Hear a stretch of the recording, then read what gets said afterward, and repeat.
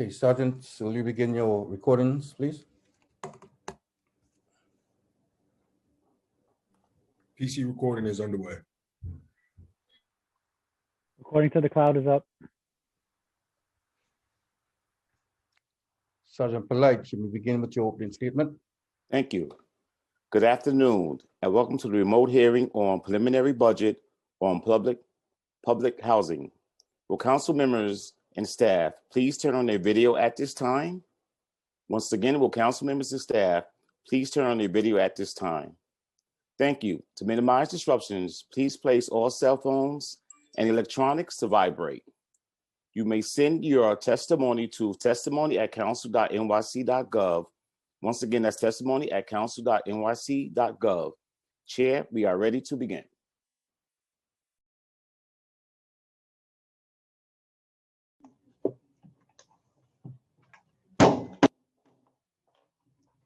Good afternoon, and thank you all for attending today's hearing on the New York City Housing Authority's fiscal 2022 preliminary budget and 5-year operating and capital plans for 2021 to 2025.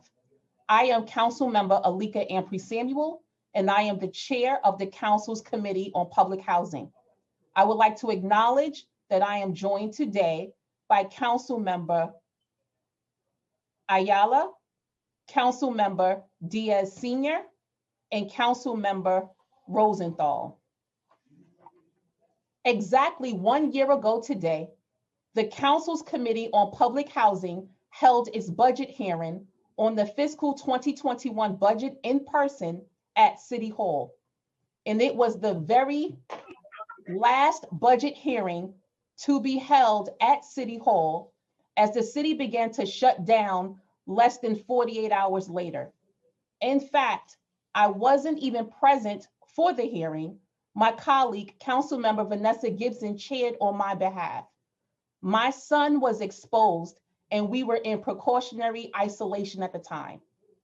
It's hard to believe how much has changed since last March and how much the COVID-19 pandemic has upended our personal lives, normal routines, and finances. Even more concerning is that these impacts have not been felt equally citywide. Certain communities and neighborhoods are struggling now more than ever. Across NYCHA developments from March through May of last year, an estimated 1,200 residents passed away due to complications from confirmed and probable cases related to COVID, and an estimated 7,800 residents tested positive for COVID. These figures only provide a snapshot of the beginning months of the pandemic and are likely much larger. On top of these health-related concerns, during this past year, an estimated 36,000 NYCHA households have submitted interim recertification requests citing rent hardship and the need to lower their monthly rent payments. The road to post-COVID recovery is long, and we must use every tool at our disposal to ensure that residents struggling to pay rent are not further crushed by this pandemic. It appears that the tide may be turning soon, though, and that some much needed relief is on the way.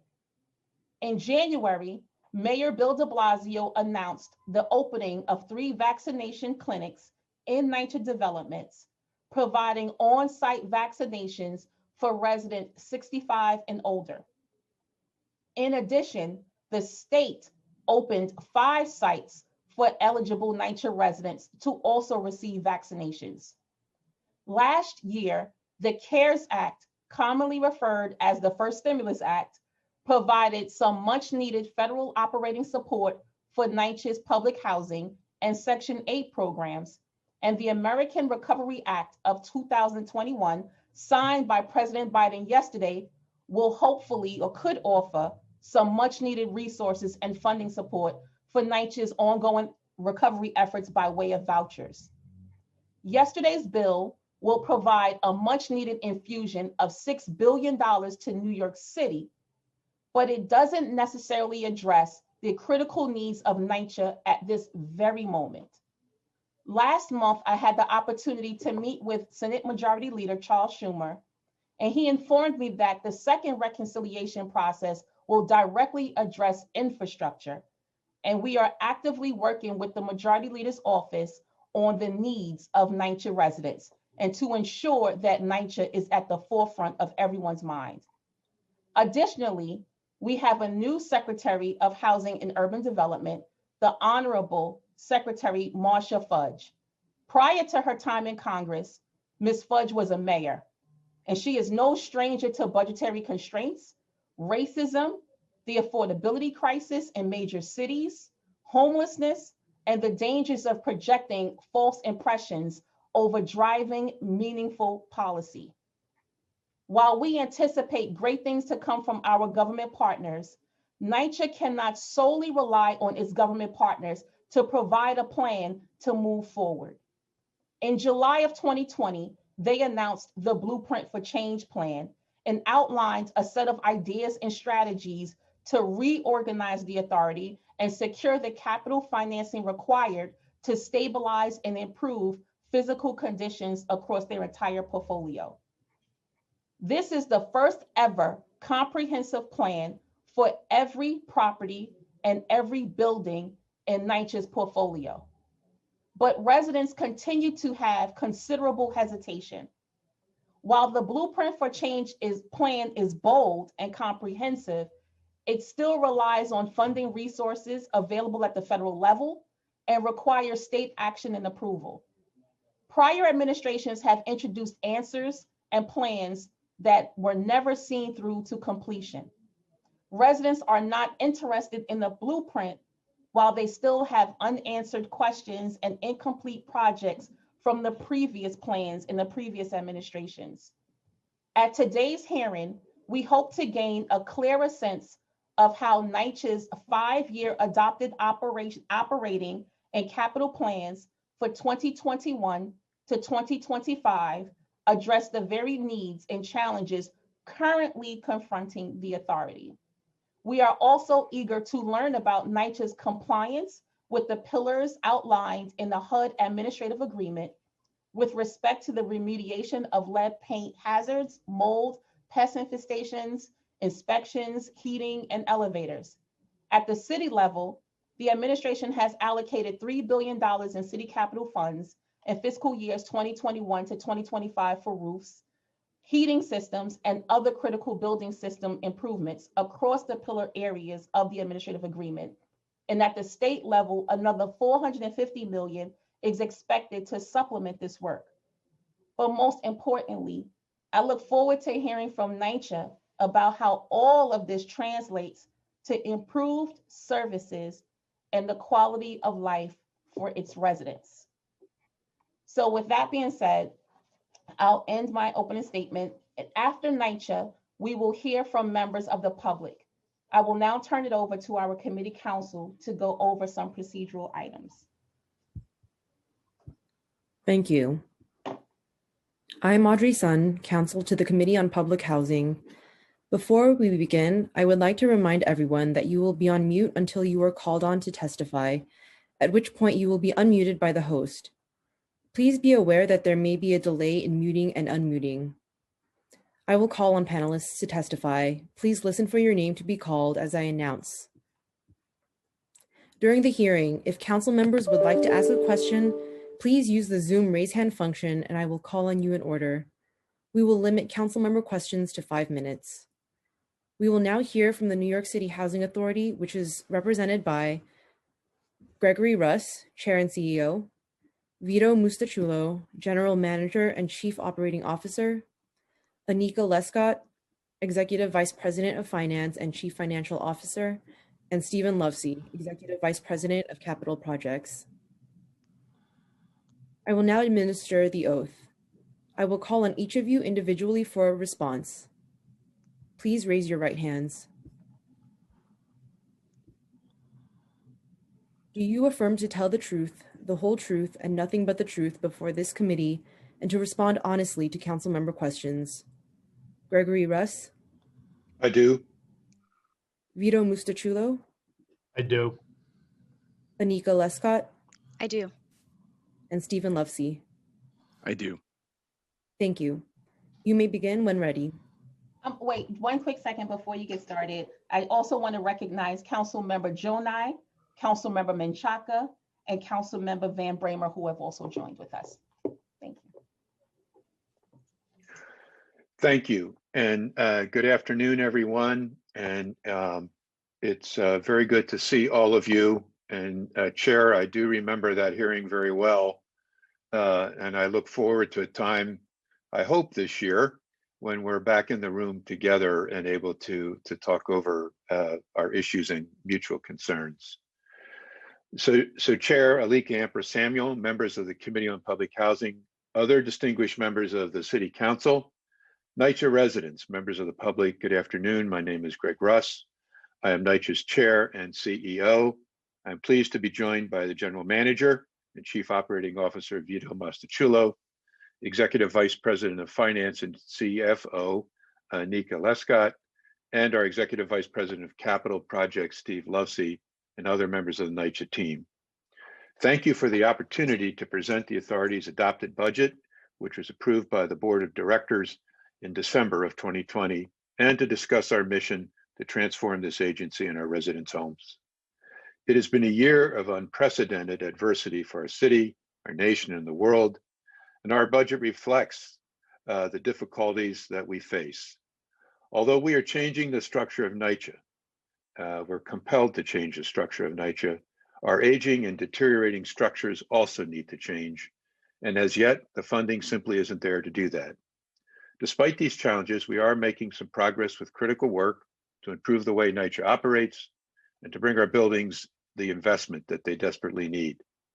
We need top-to-bottom renovations, however, and that follows through on a number of our initiatives, including efforts through PACT and RAD and proposed initiatives under the blueprint. Before I go into details about the 2021 budget, I'd like to talk a little bit about COVID and how that has impacted all New Yorkers, including NYCHA.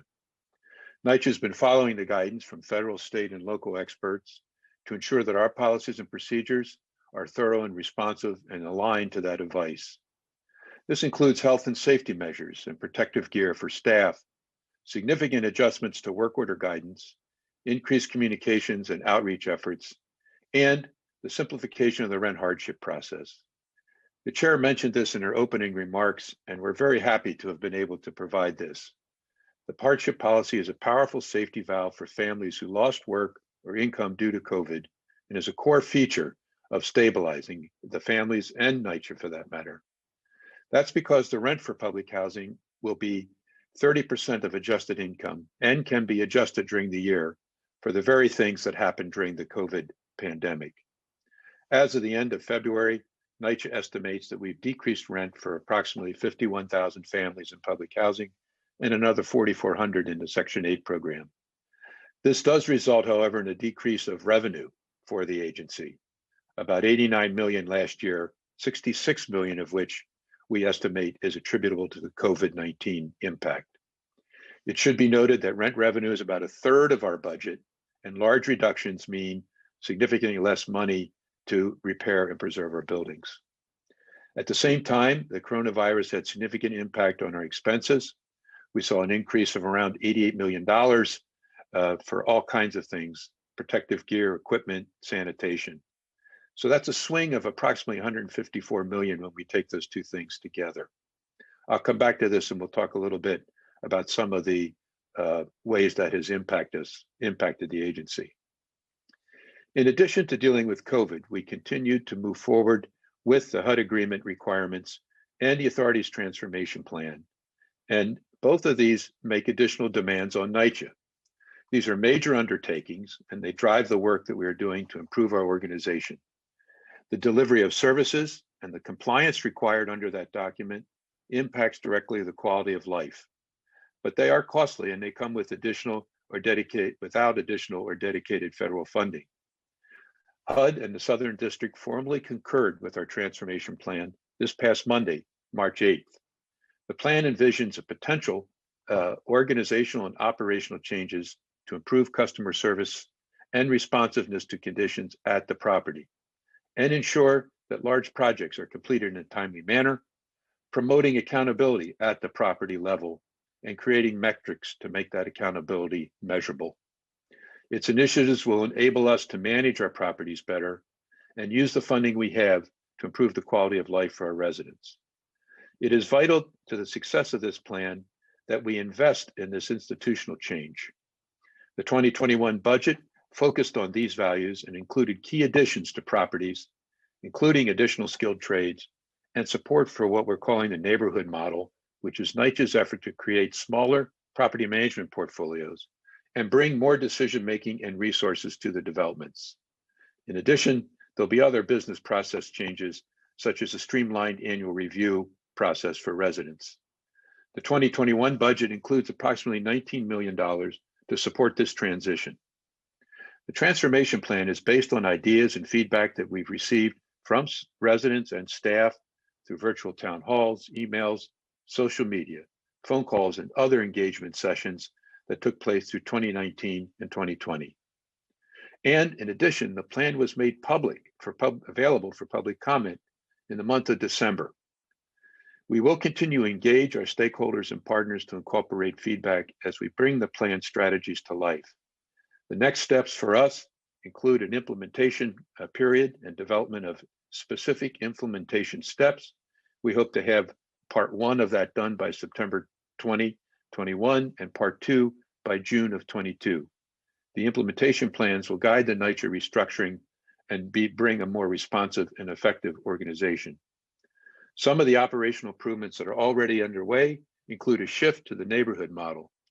The plan also includes ideas for streamlining NYCHA's management structure, looking at improving and revising the alternative work schedules, improving productivity through technology, enhancing resident partnerships and expanding resident opportunities, and empowering employees through learning and development. While we transform our organization, we also need to transform our buildings into acceptable and improved conditions. Our decades-old buildings are in a very deteriorated condition. In fact, they need approximately $40 billion to bring them to a state of good repair. This is an overwhelming figure. It's enormous, in fact, and it increases at the rate of about $1 billion a year. As part of the transformation plan, for example, we took a look at if the buildings were not repaired, how much staff would we need to just try and stay even? We've estimated we would have to hire an additional 2,800 staff at an annual cost of $200 million to address work orders associated with some of these conditions and driven by things like failing building systems. It would be impossible to keep up with the demand of our aging, deteriorating buildings at the current funding levels for operations. Capital needs are chewing through the federal, state, and city funding. These sources combined at present levels can never meet the needs. If we think about NYCHA's total need, it is 20 times the total national appropriation from Congress.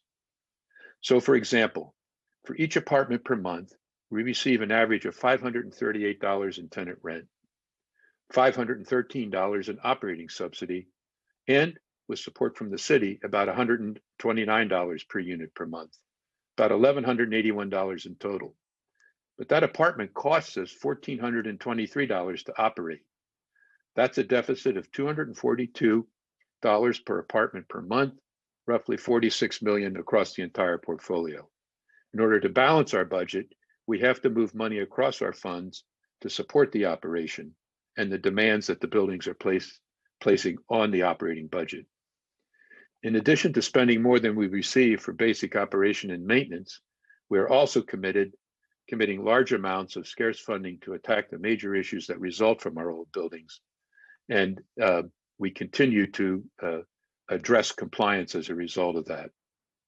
Since 2018, we have increased our annual operating budget by $121 million to address lead, mold, heat, elevators, pests and waste, and HUD inspections.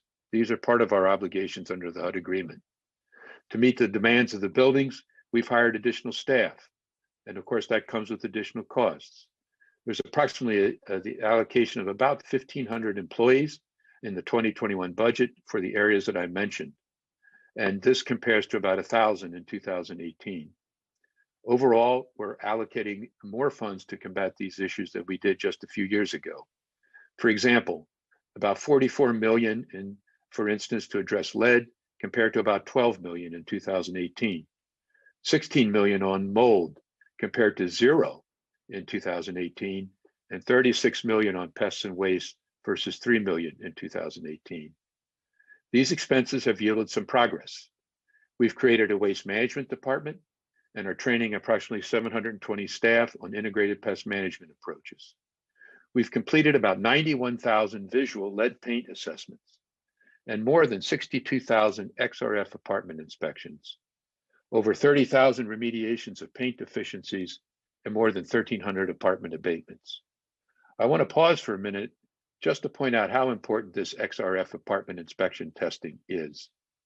When we are finished, we will have done 134,000 units, and we will have identified more clearly than in NYCHA's history where the lead is, what the lead elements are in these apartments. So it's going to be very important both for compliance under the HUD agreement and for capital planning. We're also launching mold and leak prioritization initiatives, and we've been installing roof fans, over 2,200 roof fans at 76 developments. We're resolving 98% of elevator no service conditions within 18 hours, and we're restoring heat outages faster, about 7.3 hours this year compared to 7.5 hours last year, exceeding the 12-hour requirement. And we're decreasing outages by about 34% over that same period of time. I must stress, however, that mold, lead, elevator heating system failures are capital issues. They're symptomatics of buildings that have not received required investment. And if we don't bring the buildings this kind of investment through PACT or Blueprint or other means, these issues will continue to plague us. We expect to spend substantially over the next several years to continue to address all the major areas of the HUD agreement. For example, we expect that it will cost a minimum of $1.1 billion to abate the lead paint across the portfolio. I mentioned the XRF testing. That's going to cost around $101 million to reach those 134,000 apartments. We estimate that the interim control protocols around lead cost around $230 million annually. These are necessary expenditures and a top priority. But as I mentioned, we're not receiving additional federal funding for this work. We are incredibly grateful for the city's investment of at least $2.2 billion over the next decade as part of the HUD agreement. And we've also signed our agreement for the state funds, the $450 million, to help replace elevators, upgrade heating systems at our developments. I've described the true cost of doing business, and it's not sustainable for our bottom line or for our residents. Again, what we need to do, what we must do, is bring our residents the home they deserve by creating the capital to invest in our properties. So let's take a look at the budget outlook. Our budget outlook stresses the need to take creative approaches to ensure the longevity of public housing in New York. We have large numbers and tough numbers. We have $4.06 billion in operating revenues and about $4.08 billion operating expenses projected for 2021. We anticipated a small deficit of around $25 million, and we're very hopeful that we'll be able to close this gap as the federal funding picture becomes clearer through this year. NYCHA receives 2/3 of its operating revenues from federal sources. This year, we expect to receive $985 million in federal operating subsidy, $601 million in federal capital funds, approximately $9,900 per apartment annually. The 2021 budget assumes a proration factor of 97%. Let me explain what that means, because this is one aspect of public housing that's important to realize. Each year, there's a formula that produces the annual subsidy number for the entire country. Congress never or often does not appropriate to the number that the formula produces. So our estimate this year is we're going to get 97 cents on the dollar. For NYCHA, that's 30 million less than what we are eligible for. We also expect to receive about $248 million in city operating funds. We expect to collect about $1 billion in rent, though the numbers around rent are declining in general. In 2020, we collected $977 million. That's $89 million less than what we collected in 2019. Part of that, in fact, was due to COVID. We expect to receive about $1.3 billion for Section 8 vouchers and associated administrative fees. The Section 8 program is well managed, designated by HUD as a high performer, despite the fact that we are underfunded by HUD's formula. This means that we have a contract with HUD for 104,000 vouchers, but under the current funding protocols, we receive money for 86,000. That's roughly 83% of the 104,000 vouchers we're eligible for, and we continue to press Congress to fund the voucher program in full. The $4.08 billion in operating expenses includes $1.2 billion in Section 8 payments to landlords, plus $1.4 billion in salaries and fringe, $612 million in contracts, $513 million in utilities, and $330 million in other expenses such as supplies and equipment. A significant portion of our expenses are fixed, such as the utilities and employee benefits. Because of the condition of our buildings being in the state of disrepair that they are, we must take more from our capital fund to maintain our operating. In the 2021 budget, we had to use 35%, this is a permitted transaction, of our annual capital grant to sustain our basic operations and support the increases required by the pillar areas. And typically, we've only had to move about 15 to 25% of our capital funding in these areas. I think we've handed out slides to the membership that convey some of this, and I'd like to take a moment to refer to those. If you have the PowerPoint in front of you. The first slide is the 5-year sources and uses. So for 2021, we're showing all the rental revenue sources and other operating sources. You'll see rental, operating subsidy, Section 8 subsidies, the city funds, the capital transfer that I've mentioned. We also had to make a small withdrawal from our reserves. We also use funds that are available to us from the PACT and RAD proceeds and other revenues to get to that 4.058 number. The expenses, including a head count proposed of 11,811 individuals, include the salaries, the fringe, funds for overtime. The 5-year projections are shown as well, and we will have to deal with each one of those as the budget year unfolds. We're hopeful that the change in administration will help us there in Washington as we go through the year. So the first chart shows the small $25 million deficit. By way of comment, HUD is beginning to send out the final formula numbers for the operating subsidy, and we're hopeful that they're going to take into account the reduction in federal, the loss in income from rent that we experienced. The second slide is a pie chart that shows the allocation across the various programs to the properties, to operations that support property services, central office, and the leased housing programs. These are conveyed through the pie chart. About 57% is allocated directly to the properties and operations, 31% to leased housing program, and about 12% to central office. The final slide that we made available is our budgeted headcount, showing that since 2018, for example, we had a headcount of 10,684. 21 shows us at 11,811. And we've broken this down by general functional area, property services, central office, and leased housing. And this material is provided for us to review today if you have questions on it.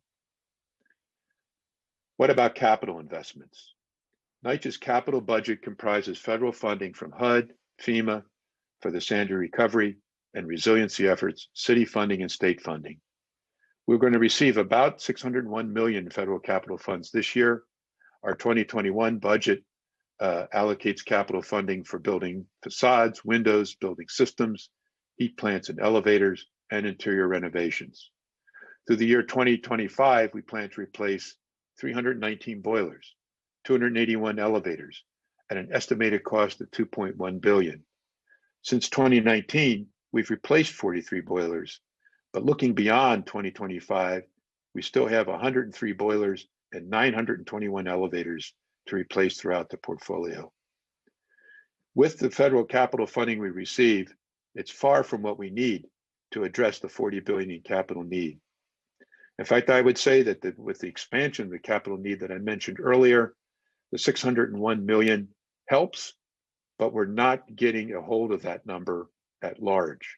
We're spending about $77 million a month on capital projects. There's more than $1 billion of construction work, but that is in the context of the $40 billion worth of investment that's required. That's why we do need to act on an investment strategy, and we need to act on it soon. Due to the pandemic, the city instituted a 6-month funding moratorium on city-funded capital projects. That impacted about 230 projects that were on hold.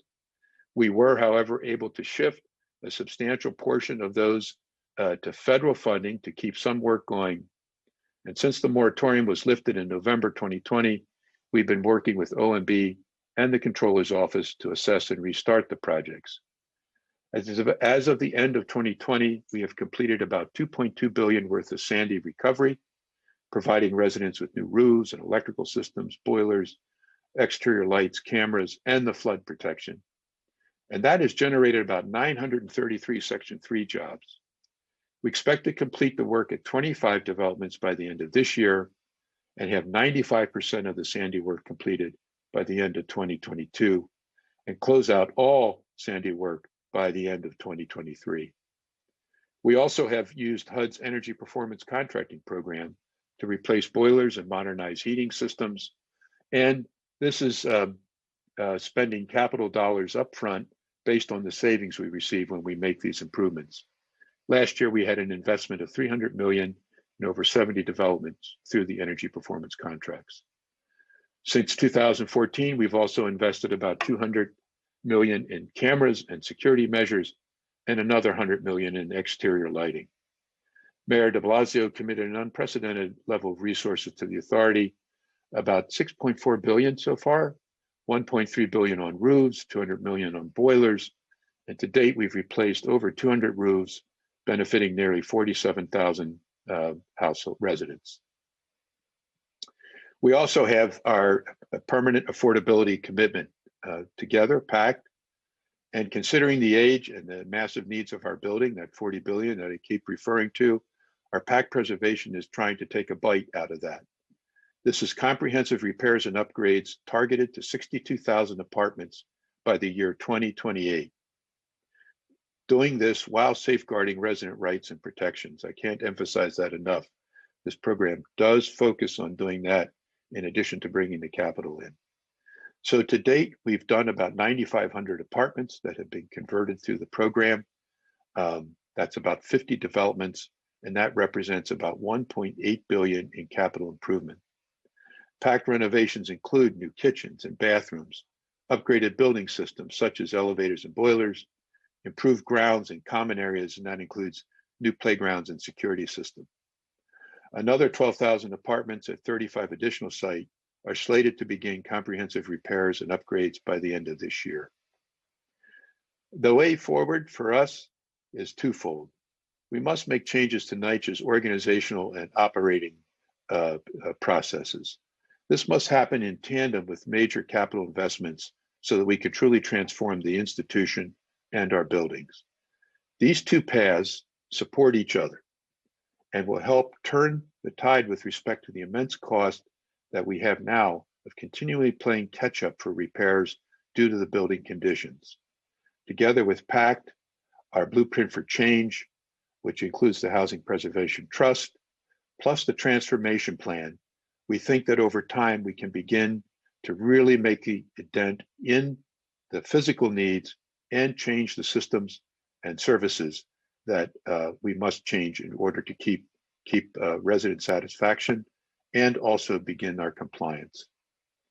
So the blueprint, as many of you know, would include transferring developments from HUD Section 9 to Section 8.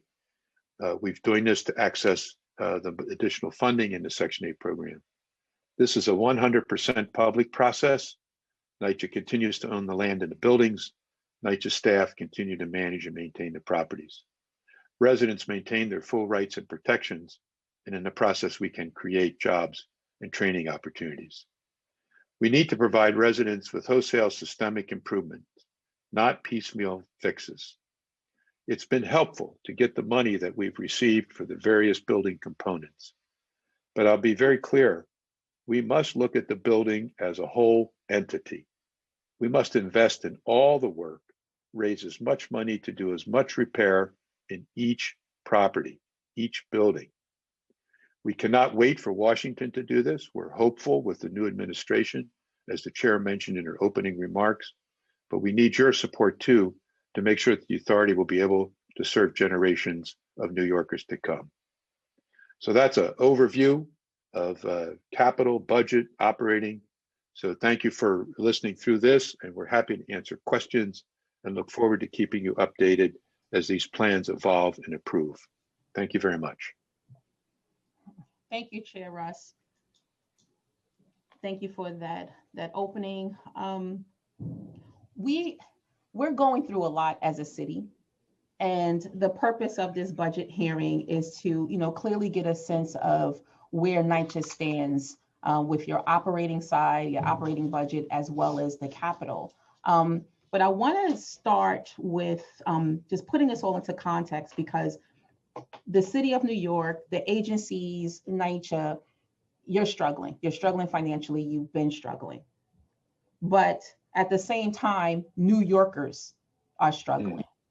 Your residents are struggling. And we keep hearing about how it's difficult to pay rent.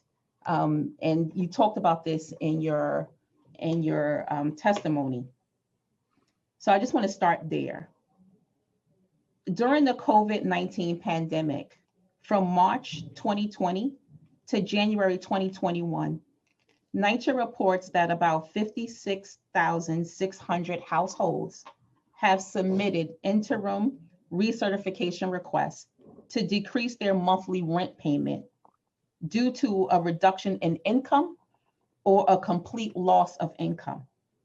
And that about 36,000 of these requests were associated with rent hardship.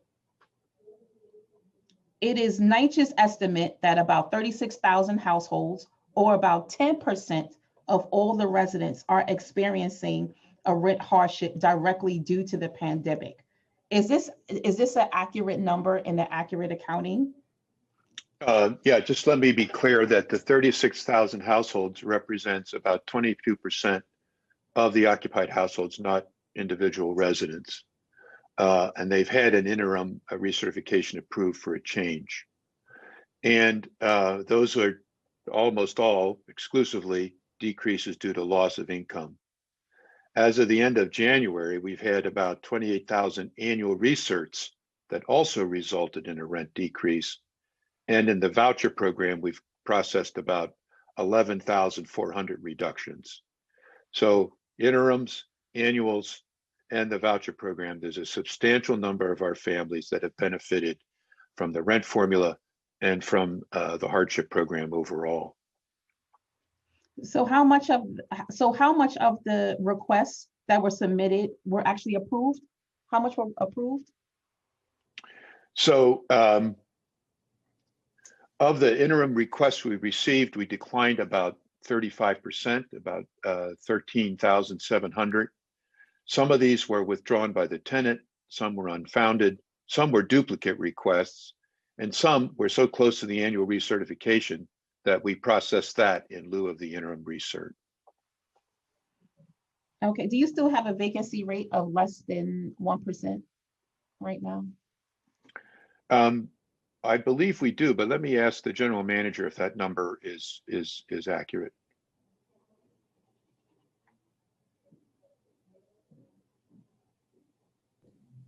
Sure, I believe it is as well, but we are confirming that number right now. We certainly have seen overall a lower vacancy rate since the beginning of the pandemic. But if you could just give us a minute and we'll confirm that number. Okay. And you went from a 94% collection rate of rent to what? As of January, our rent collection is around 80.4%. And we estimate that it had about 66 million in lost tenant revenue due to the pandemic. So there was a significant shift. Okay, and that revenue that you do receive from the residents of NYCHA is what percentage, again, of your overall revenue? Is Alika on? Could she just respond to that, please? Thank you. Sure. This is Anika. Anika Lescott. Sorry, Nika. That's okay. Anika, yeah. I like you both very much. So But thank you, Chair. To answer your question, our tenant rent is about 1/3 of our overall budget. Okay, and going back to the recertification requests that were declined, you said 35%. Can you give me just some common reasons why those were declined? some were duplicate requests, and some we actually processed through the annual recertification. So some were withdrawn by the tenant and some were determined to be unfounded. So those are circumstances where we couldn't validate the request.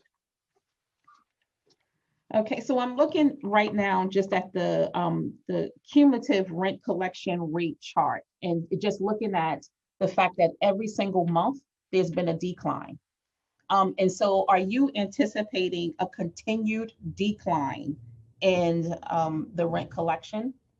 Because this is a significant drop when you compare 2020 to 2019. Yes. So our observation is that two things are happening. We continue to see the, and you know, we've discussed this and you mentioned it in your opening remarks, the impact on our families is significant. And if we could call it the COVID economy, I think it falls disproportionately on our residents. I just think that's a fact. I think the kinds of work that they have is sensitive to what's happened through COVID. So on that part, until the economy comes back and maybe there's more openings, I do think we're going to see rent reductions occur. Secondly, I think this rent reduction was actually occurring not to this degree, but prior to COVID as well. And I think some of that results from the conditions that our families are in. So I think those two things together are driving this reduction in rental income. And I believe it's likely to continue, certainly for the COVID impact, through a good part of this year and maybe for the whole year. I do think the economy has been very, very rough for our families, especially those that work in service. For example, service industries, had part-time jobs, that kind of thing. I think it's been just devastating. So I expect our rents are going to be low. And we're hopeful that HUD makes some adjustments for that in their operating fund formula. We're waiting to hear. And we're hopeful that Washington recognizes that over the long term. I think some of what's in the recent bill that passed will help our families. But I do think that we're going to continue with the low rent. Okay, I also want to recognize our Majority Leader, Lori Cumbo, who's also joined us. Thank you for being here. So along those same lines, because we know that it's been difficult and challenging for our residents, which is why they've put in the request for a rent reduction. But in addition to that, you also mentioned that some of the decrease is also related to the conditions of the buildings and the fact that maybe residents are just not paying rent because they feel like they're not being provided a certain service. Have you at all, has NYCHA filed evictions against residents in 2020? Not for rent payment. I mean, we're prohibited from that. I do think we've had some terminations related to health or safety. And I'm going to ask the general manager if he could give us a few numbers on that. So first, I'd like to know how many eviction proceedings were, pushed forward. In 2020, for those reasons, I think about 417. For any reason, how many eviction proceedings have you filed for 2020? 417. That's correct. Is that good? Okay, thank you. Okay. The- And now, can you break down the whys? Yeah, these were for safety, health, quality of life, or behavioral issues that created a safety hazard in some way. These were not related to rent.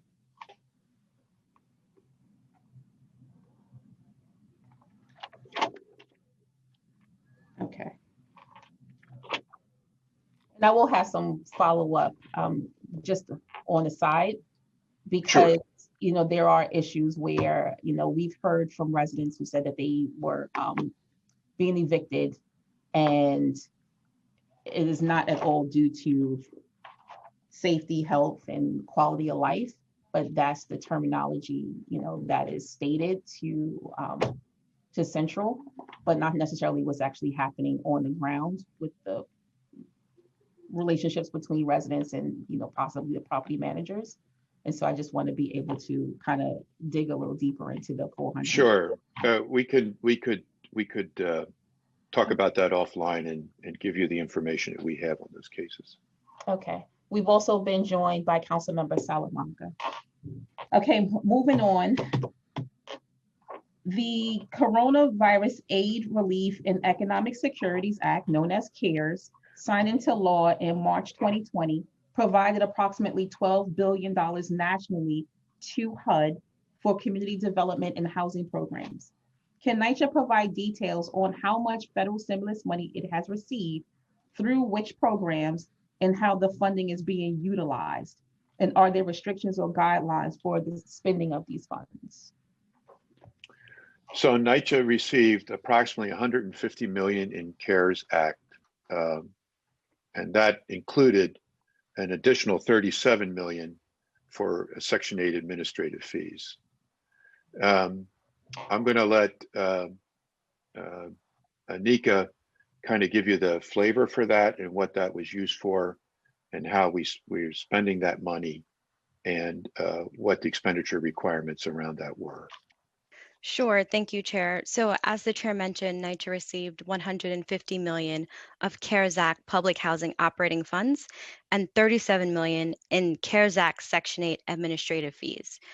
Those flexible funds can be used to support COVID response effort and our normal program expenses. The deadline has been updated so that all funds must be spent by December 31st, 2021.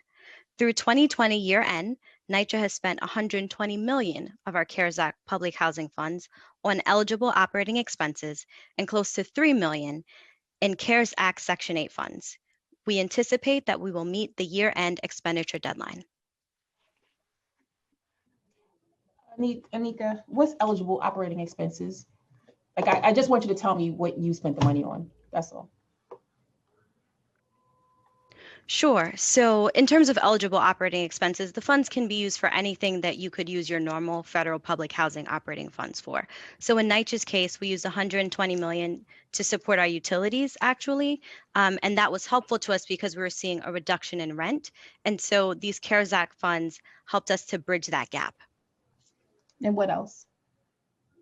That's the full amount, $120 million. No, so utilities? It was all Yes, correct. And just to give you some context, so we had $88 million of COVID expenses in general across NYCHA, and we spent that money on COVID safety measures, protective equipment, and staffing. So when we're thinking about the full breadth of what it has cost us to respond to the COVID pandemic, it's $88 million. In addition, we had $66 million in rent collection losses as a result of the pandemic, which are not covered by any federal source. Okay, what would be the potential impact of the most recent one, the American Rescue Plan Act of 2021 that was signed yesterday? to NYCHA programs and budget. And I know that, when I was just reviewing the bill itself last night, Mm. and was looking at the emergency vouchers and just trying to comb through to find out what, if anything, Yeah. was a poll from there. Chair, that's a great question. We've been combing through it as well. I mean, significant piece of legislation individually, much needed benefits. When we looked at what we have coming on the housing side, there is $5 billion nationally in a temporary housing voucher. We're not sure. The Congress gave the HUD secretary a lot of discretion in distributing this money. If it's done similar to what's happened in the past, we could estimate possibly receiving another 300 million in voucher funding.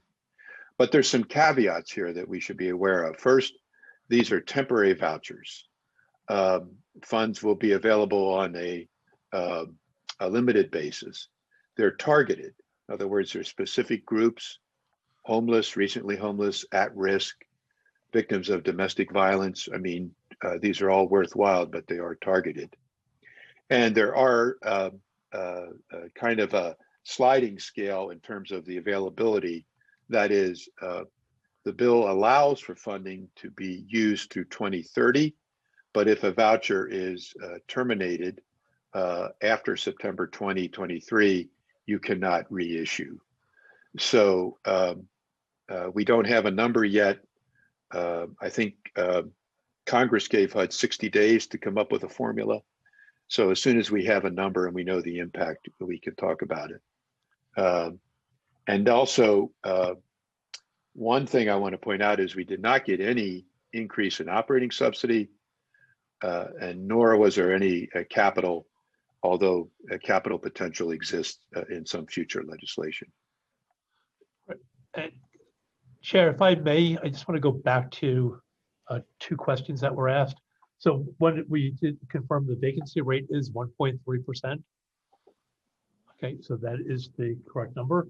And I just want to just clarify earlier when we were talking about, I believe your question to the chair was how many eviction proceedings did we commence? I just want to clarify that the 417 number that Chair Russ provided, that's how many termination of tenancy actions we commenced, not evictions. And there is a vast difference. Those are administrative proceedings that could potentially lead to an eviction proceeding, but we did not bring 417 eviction proceedings Thank you, Vito. in housing court. Thank you. Thank you for clarifying. That is helpful. How many did make it to housing court? I don't, we're going to confirm that, but I don't believe any were brought to housing court for eviction at this point in time. Okay. Thank you. Just a quick follow-up, and after this question, I'm going to stop there and allow my colleagues to ask questions because I'm looking at the hour now.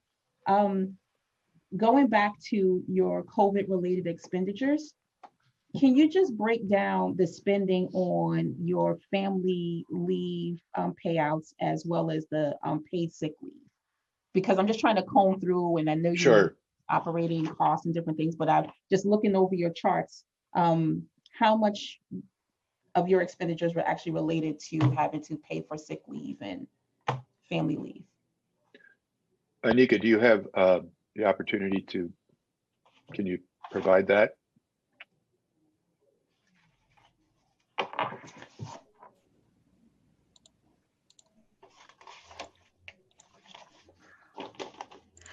We will get right back to you with that number.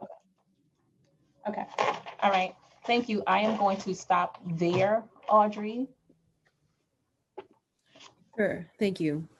I will now call on council members to ask questions in the order that they have used the Zoom raise hand function. Council members, please keep your questions to 5 minutes, including responses. If there's a second round of questioning, council member questions will be limited to 2 minutes. Sergeant at Arms will keep a timer and let you know when your time is up. We will begin with Councilmember Rosenthal, followed by Councilmember Salamanca. Time starts now. Thank you so much. Great to see you, Chair Russ and General Manager Mostricello. Yes. Thank you, Chair Embry Samuel. for holding this hearing. I don't quite know how to ask this question, so try to think broadly when I ask it. I'm wondering if, since you've come on board, Chair Rush and Chair Russ and General Manager Mustichello, since you've come on board, have you been able to do any sort of deep dive analyses that showed you that there were inefficiencies, or showed you that there was something funky in procurement, something funky in staffing levels, anything where you saw there might be opportunity for savings within the budget because of whatever reason? Does that make sense, my question? Yes. In fact, we have. Part of the reorganization that we had to do or will be doing with the HUD agreement involves looking at these various business processes. It involves looking at the steps we're taking. I had a presentation a few weeks ago, for example, on a streamlined approach to recertifications. Yeah. That's an enormously time-consuming and painful process. If you talk to any resident, they that's on the table for sort of rejiggering the steps and trying to make it less staff intensive and less resident. Let me just jump in with that example. Sounds like a good one. I only have 5 minutes, so forgive me for interrupting. Okay. That's a great example. So you identified that, but you haven't implemented it yet, but it's on the table to be implemented. Very exciting. What are the roadblocks that make it difficult to implement that streamlining idea? So I think we have implemented, part of this grew out of the rent hardship. HUD gave us waivers on specific administrative things that we could change. And the ideas sort of came out of the COVID waivers that HUD provided. And we have a list, in fact, on Vito's team, there's a wonderful person, she's a great technician, who has a whole list of things we're going to change.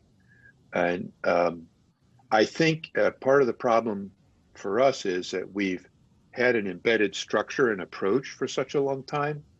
It's just releasing ourselves to make those changes, but we are in the process of making them. I don't know, Vito, if you wanted to add anything on the research process to the council member's question.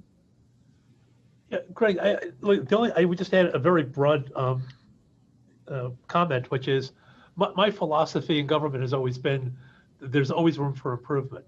Right? And when you stop making improvements, you should leave government, right? You should not continue to serve. It's been a challenge and on a lot of fronts and since I've been here at the authority. I think we have made a lot of progress, and I think Chair Russ gave one example. I think another great example is the looking at our existing contracts with the unions and how we can improve on the level of service that we deliver to our residents. That's continuing. We've had some great dialogue with the unions, and that will continue. But I think these are some great examples. Look, certainly the agreement holds us to a higher standard. Right? So there is always room for improvement. And I think that you've touched on a few of the areas when it comes to the level of service, the delivery of service, when it comes to procurement. These are all issues that we're very focused on. It won't happen overnight. Yeah, no, for sure. And I have 30 seconds left. So Chair Ambrosino, if it's okay with you, I would love a follow-up meeting with the folks who are working on this at NYCHA to see what they've implemented, what they're thinking about implementing, and sort of think about the hurdles. I'd love an overview presentation if that is possible. And lastly, I will just say that— Time expired. Yeah, okay. I'm done. Thank you so much. You sure? That lastly, are you going? because you can move forward if you want. Well, I mean, we're 7.5 years into the de Blasio administration, and it's just a tiny bit painful to hear, you know, we have some good ideas going forward. But Vito, you've been there a minute, and same with you, Chair Russ. But 7.5 years in, I was hoping we would have been able to make a little more progress. But I appreciate you. That's it. Thank you, Chair. Thank you, council member. Thank you. Councilmember Salamanca. Time starts now. Yes, thank you. Thank you, Chair. Just to go in line with what Councilmember Rosenthal was saying, Vito, I know that you just got there at least a year and a half ago, 2 years, and Russ, you as well, but not your team, not the permanent government, what we call there. So my question is, back in fiscal year, I would say 17, 18, I allocated $3 million for capital dollars for Melrose houses. And I believe there was improvements for security. What has happened with those $3 million that I was able to secure for NYCHA? So I'm going to, thank you, council member. It's good to see you, by the way.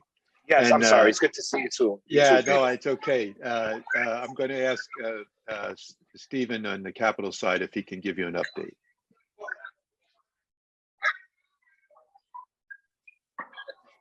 Thank you, member, council member. And we talk a lot about the commitment rate. And last year at this, sorry. I have 5 Can you minutes. hear me and now? My time is going Sorry. down. I can hear you. Yep. Yes. If you could just answer my question, what is going on with the $3 million that I gave to Melrose houses fiscal year between 17 and 18? I will get back to you. I don't know that particular. Can you not know if you're in charge of capital projects and you're at this hearing to talk about the budget?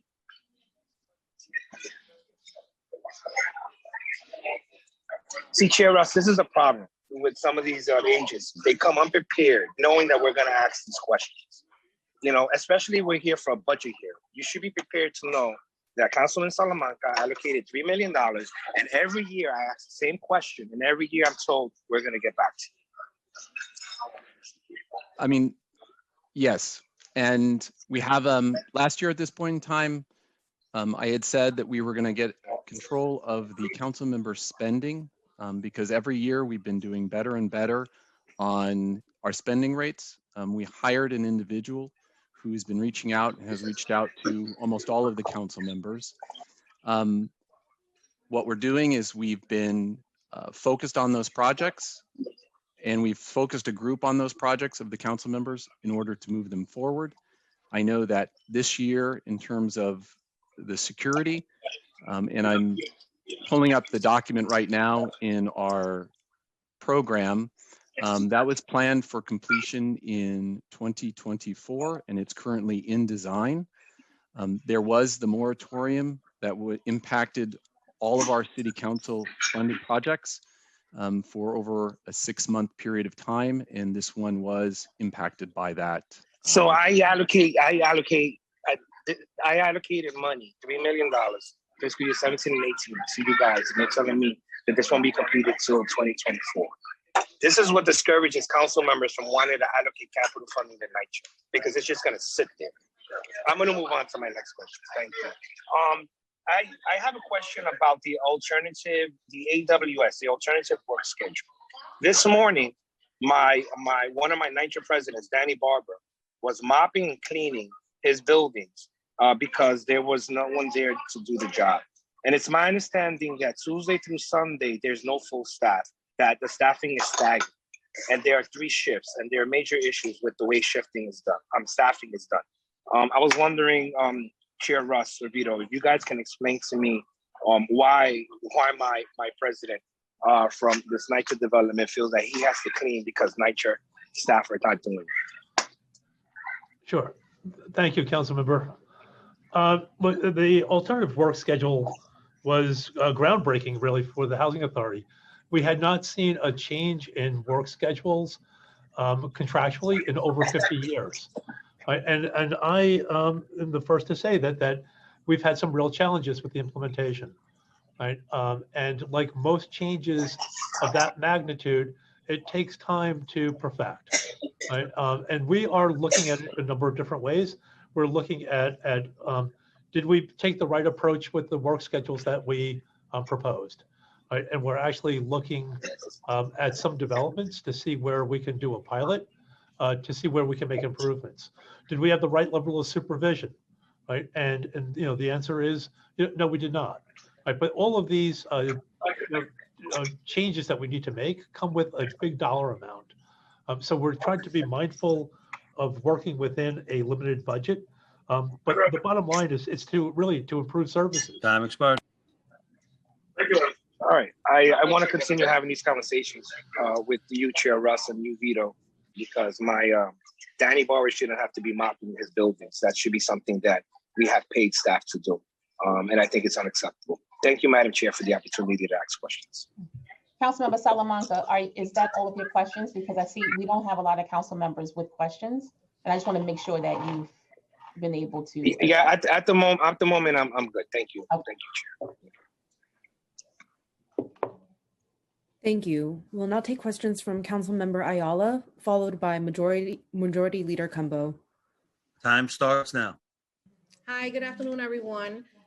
Considering that we only have 5 minutes, I'm going to ask my questions and then I'll just wait for the response. But one, I would love to know a little bit more about what the actual budget is for COVID-related cleaning, specifically in senior buildings. I was at a senior building the other day, and I will tell you that it was filthy. It looked like it hadn't been cleaned in months. That was at Corsi houses, just for the record. Mitchell houses, Mahaven houses, Millbrook houses, all disgusting. Mitchell houses happens to have a senior building on site as well. I mean, but really just beyond dirty. They have been spraying the buildings. However, I don't see the logic of spraying it for COVID, and yet the conditions being what they are, like those two don't fit for me. So that's one. Secondly, we've had a multitude of shootings in my district specifically, so I can only speak for myself, but this is the list of shootings since last July to now. They're well over 50 at this point. I would love to know if there's any resources being allocated by NYCHA to address the public safety of the residents, specifically the broken lights and the cameras in the immediate.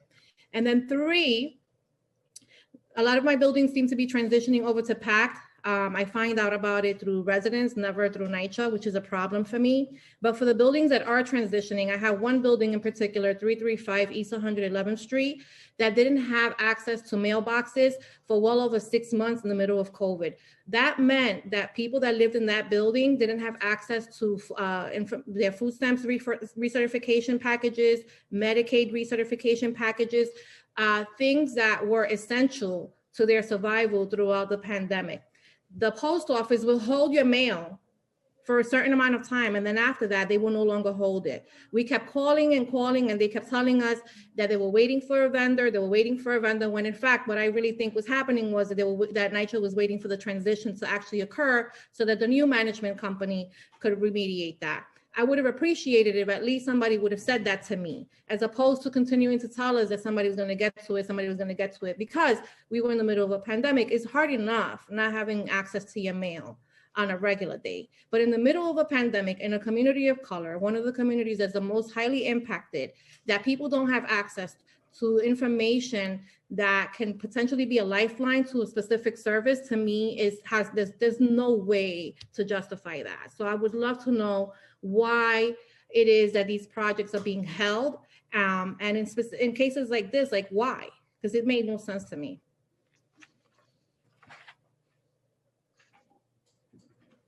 I only have 5 minutes, so sorry, I know it's a lot.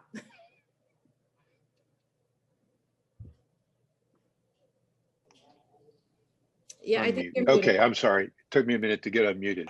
Yeah, thank you. I'm going to start with the cleaning, because I think it follows on from the prior council member's question.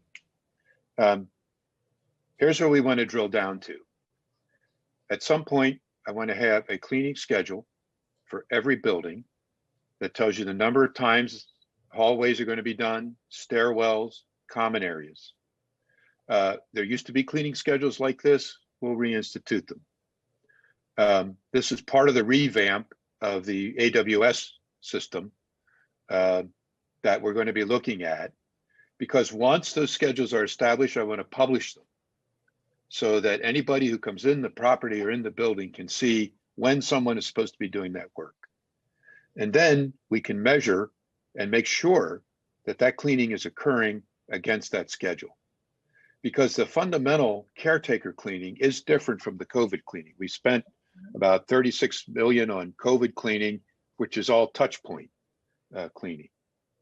And this issue that you're describing continues to come up over and over, and we have to fix it, and we're committed to do so. But it's going to require that we take each property, we're going to take each building and have that schedule and that structure. Once that's done and we test and verify, I'd like to roll that out to the entire system. And that includes the labor hours required to make sure that that hallway is clean, the stairwells are clean, and the supervisory or quality check time as well. Because what you described is not acceptable. And we need to make a remedy. We need to remedy that.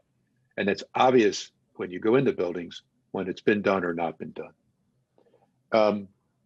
The second thing I would say, let me jump to your RAD. Time expired. Before you jump to the RAD, yeah, I kind of want to hone in on the cleaning of the buildings. Sure. And the reason why is because, you know, I actually was going to have a question about that, because last year there was an announcement of a cleaning schedule with the vendors, right? And so we actually want to know what happened with that process with the vendors and the amount of money that was allocated for that, as well as what's happening with the, you know, overall cleaning of the buildings. And this is a great opportunity to explain what's happening with the staffing, because that went back to my first question, my previous question around how much money was paid out for sick leave and family leave, to kind of get at, you know, what is your staffing like right now anyway because of COVID. And so I would like for you to expound a little more on. Okay, I'm gonna flip over to Vito to give some detail on that. And I just want you to know, I quoted you. You said, I want to have a cleaning schedule. And it made me cringe a little bit, Greg, because I want you to have a cleaning schedule, not that you want to have a cleaning schedule. What the hell is he talking about? I'm sorry, Chair. I want to be able to go in a building and know when someone's supposed to be doing the halls, the stairwells, the common areas, the windows. That's the goal. And if I want to know it, who should want to know it better than the residents who live there? And I want that to be shared with them so that they can see that that work is getting done or not, because if it's not done, we have an issue. So let me go to Vito though for your follow-up. Oh, my bad. I thought that existed. I actually thought they are around. I mean, some sites are doing them, and there are scheduled. Some of them go back years and years, but we do not have consistency and repeatability. That's the part that is a struggle. So if I could just briefly add, so I think there's a big difference between the disinfecting that we started at the beginning of the COVID pandemic, then we continue to perform, which we do. We had a schedule that was posted on our website, and cleaning services. All right, so we started, as you all know, just weeks after the pandemic first started, with a disinfecting schedule where we were disinfecting non-senior buildings 3 times a week, senior buildings 5 times a week. The changes that have been made to the guidances issued by the state and the federal government have moved us from that schedule to, we are now disinfecting buildings once a day, all buildings, whether it be a senior building or a family building, and we're disinfecting the high touch point areas, mainly in the lobbies. So it's the elevator control buttons in the lobbies, the mailboxes, the doors. So we have changed that process based on a change in guidance issued primarily by the state. What we're talking about also here too is a difference between the daily cleaning. And I agree with Chair Russ and with both of the council members. Look, we need to improve, right? But part of that is also to kind of set a level playing field for our staff, right? Our buildings have not been maintained in decades. And what we have found is just by putting more caretakers into the buildings to mop over existing years and years of dirt is not helpful. So we've done this in a few buildings. It's been extremely successful. Is we're coming in first to strip the floors, right, to provide a new coating of wax, and allow really the caretakers to have a better surface, an easier surface for them to maintain, right? Because when they're going in there just to mop over, again, years and years of dirt, it's always going to look dirty, and it will never be 100% clean. And as soon as we are at the point where we can start to have, and as the chair said, some developments do it, we need to be consistent in how we approach this. And by putting that mopping schedule, the cleaning schedule on our website, will hold us accountable to that. Well, I just want to reiterate, because I know, and I know listen, I've had this issue, and I know that we have years and years of embedded dirt, and that's not what I'm talking about. I'm talking about like filthy, like I dropped soda and walked all over it, like coffee was spilled. I mean, I've gone, if you go, and I'm happy to do this with you, if you want any day of the week, any time, I will cancel what I'm doing and walk you there. But I have been to some buildings at Mitchell houses where the cobwebs on top of residential doors are like this, and you have humongous spiders that have been living there and breeded there and have been, I mean, they're adults now.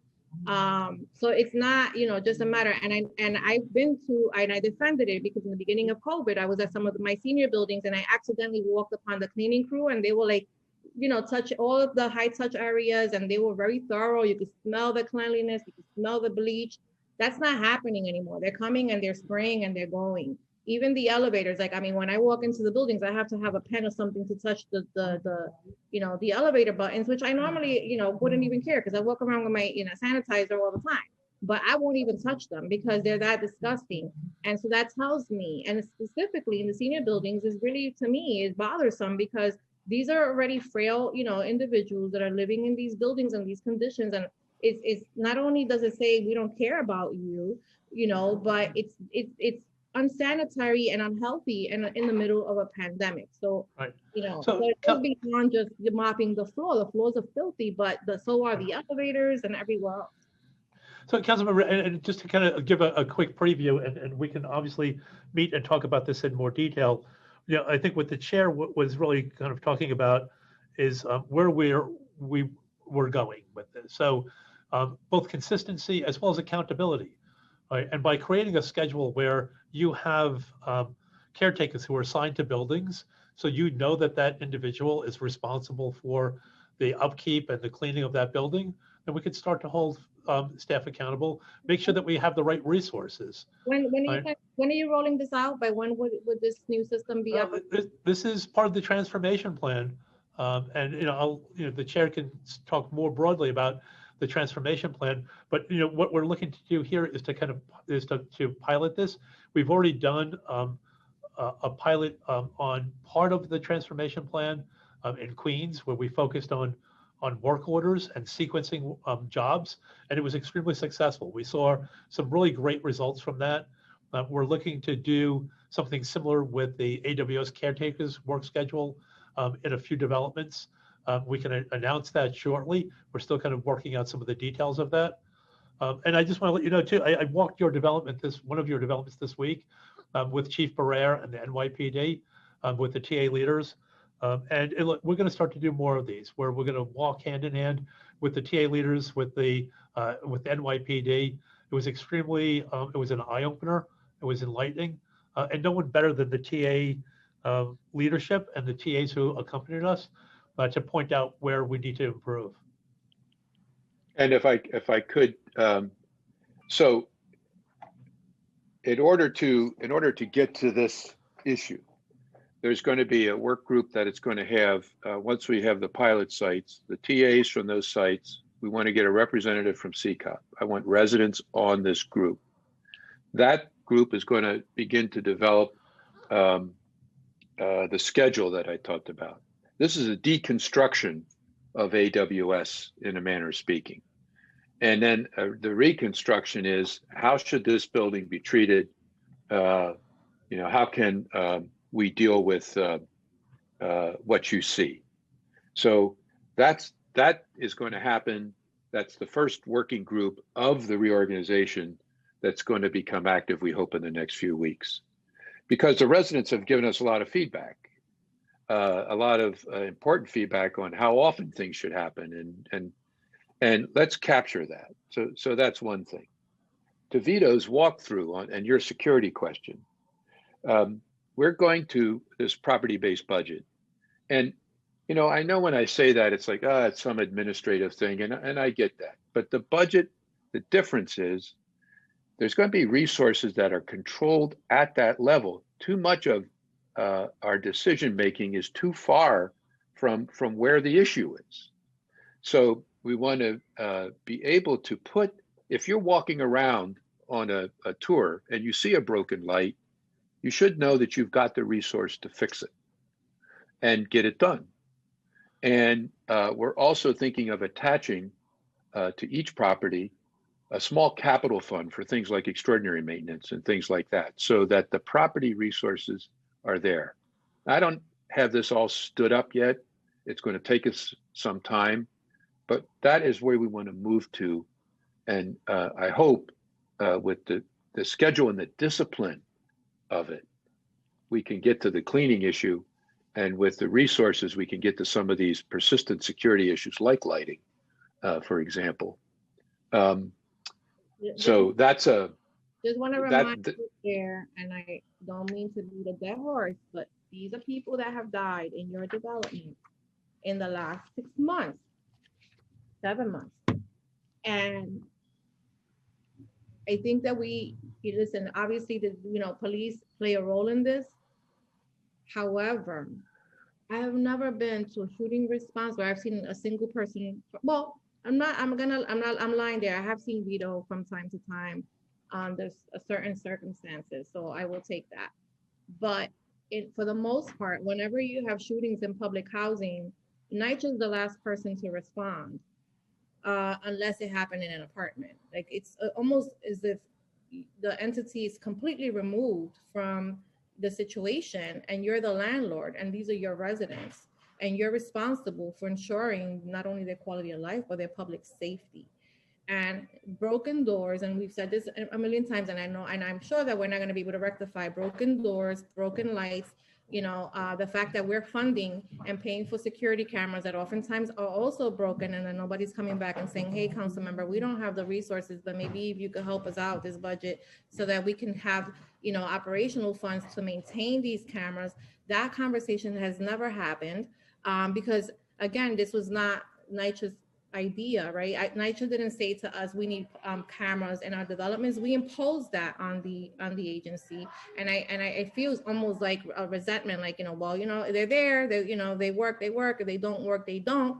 But again, I will remind you that these are people's lives, and I'm really concerned about that. I'm concerned about the fact that we continue to rely on NYPD, to deal with the public safety of the residents. And then and no point is someone from NYCHA saying, maybe we should maybe we need a social, the social services department needs to go to this apartment because this family is obviously in trouble and we want to help them before somebody in that apartment gets killed or kill somebody else. That is a problem for me. That is a problem for me because it's not an isolated incident for me. And it's not isolated. It happens to me every single day. Yesterday I had a double shooting and then shots rang out at the same time, just a few blocks from there. Every single day, this is happening in my community. It doesn't happen, in most communities, but it happens in some of ours. Chair Samuels will tell you that she shares the same experience. Councilmember Salamanca will tell you that he shares the same experiences. The only thing that we have in common, sir, is that we're Black and brown, and that we represent those people. That's not okay. Like, it's horrible that we live this way, and the fact that we don't have somebody to knock on that door really bothers me, because it says to me, well, this is not our issue. This is a police matter.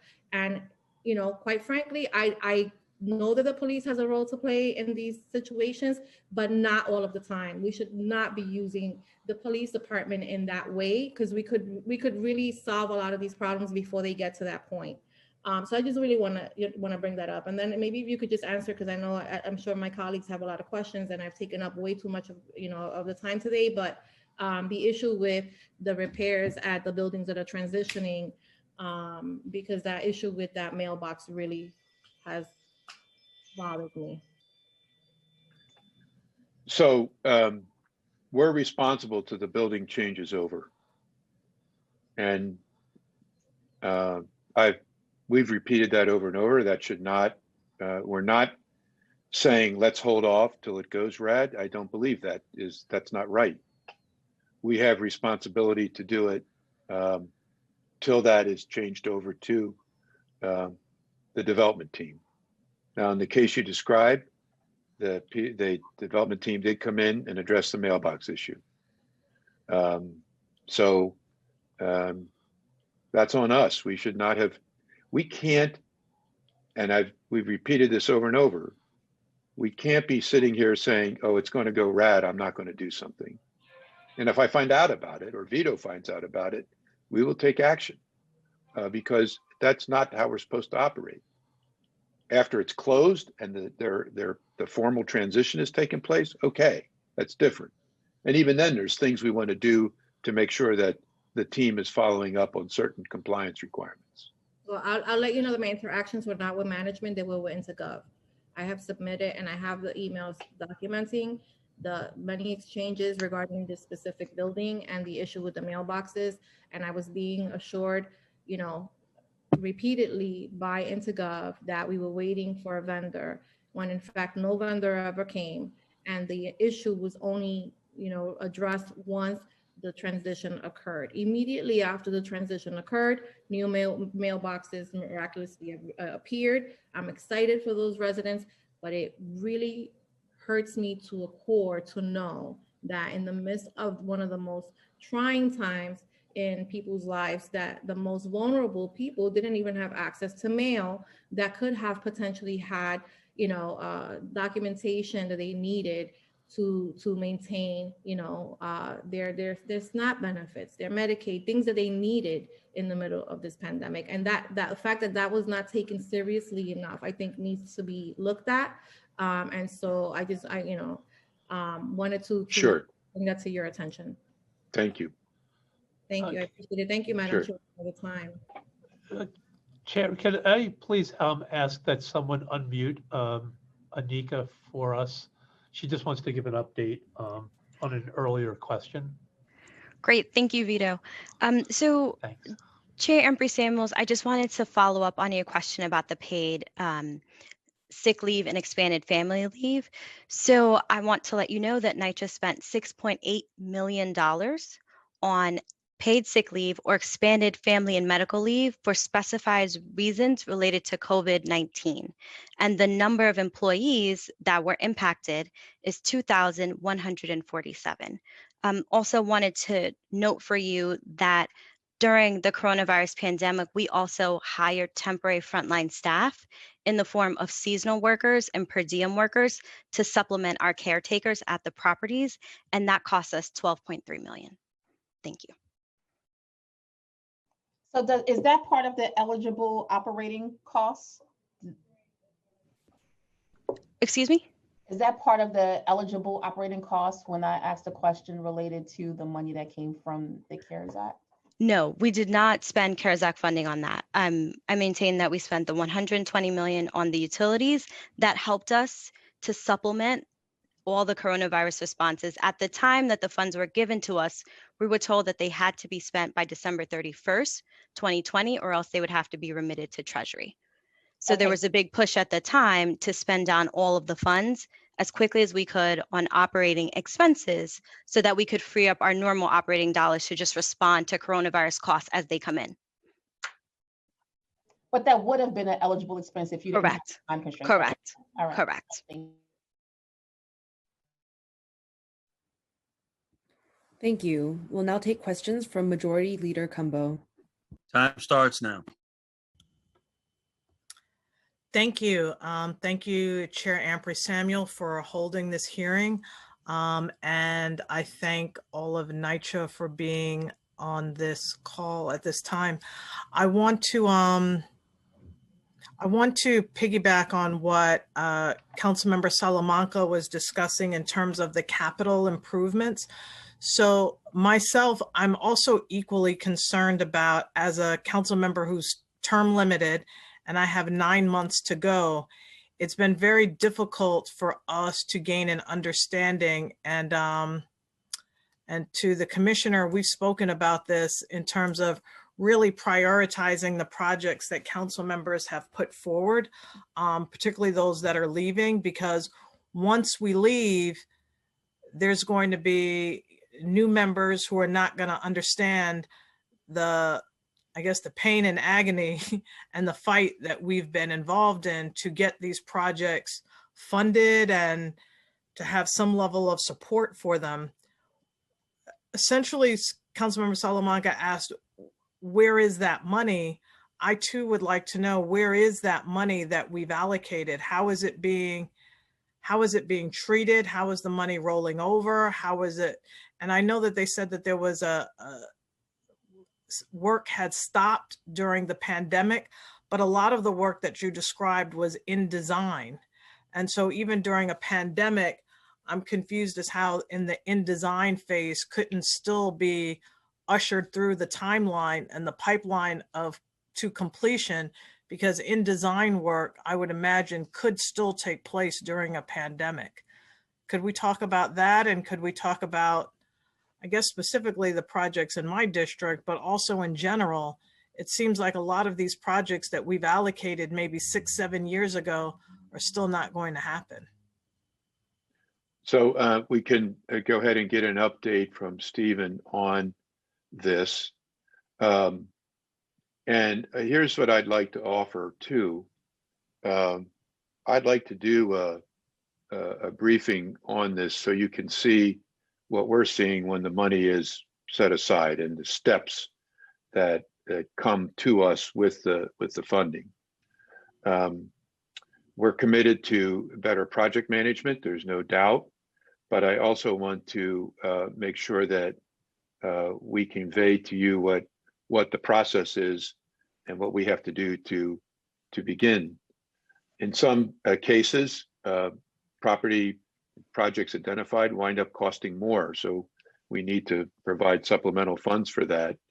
But let's have that conversation so we could talk about how this thing works, or in this case, what contributed to the kinds of delays that you're calling out to us today. So I'm going to let Steve give us an update on the status of all the council money, the aggregate numbers, and then commit to being in a conversation with you about what these issues really look like. Mm-hmm. Councilmember, thank you very much for that question. I think last year at this point in time was my first budget hearing, and I had mentioned that I was going to hire a liaison. We were going to hire a liaison to help move the city council funded projects. And I'm pleased to say that we do have that person on board. He's reached out to, I believe, every council member's office that has projects with NYCHA, and I believe it's making a difference. He started in August, and we were able to repurpose over 13 projects that were stuck or get additional funding to them. That's more than we did the previous year. And as we look at our commitment rates over the last few years, we've actually increased our commitment rates year after year after year. I know that that doesn't answer your specific question about your project, but what I'd like to say is that we're trying different things to make sure that we can move these ahead and focus on them.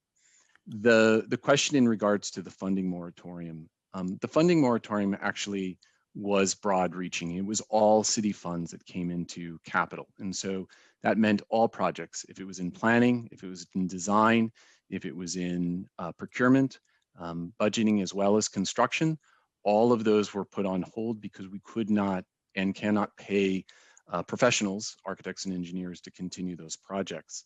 I'm happy to say that of the more than 212 projects that we did put on hold, all of them have been restarted, and we are moving forward on the process. Is either we already got the Time architect expired. back on board. Those that were in procurement have already started to move through the process, and those projects that were on construction immediately started up again. Let me ask you a question. Are you familiar with the basketball player from the, I believe the New York Knicks, Taj Gibson? Yes.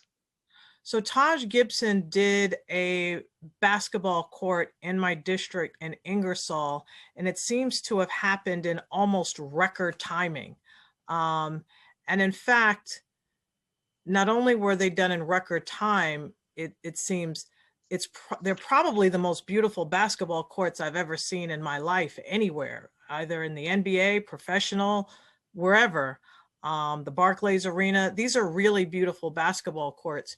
And there's something really very powerful about it, because not only was it done quickly and effectively, but it was also really inspiring for the young people and the community to see these beautiful basketball courts within their community. And it did something very magical for the neighborhood. I mean, there are all these capital improvements that need to be made, but them seeing that they have a basketball court, and I mean, of course, the magic of Taj Gibson coming back and doing it helps. But these are the types of projects that I have in the pipeline to get done that have been stalled indefinitely. Now, Taj Gibson's foundation is more than open to the idea of partnering with NYCHA and the city to do these types of projects and basketball courts and other improvements. I know he did an ice skating rink in NYCHA, I believe over one of the basketball courts. I wasn't able to go, but I feel like these public-private partnerships could be really instrumental in trying to move forward these projects. What is it about that particular project that he was able to move that so quickly, an NBA basketball player from an outside entity coming within NYCHA to do a project like that? How is he able to move that forward so expeditiously and quickly, and the agency itself is not?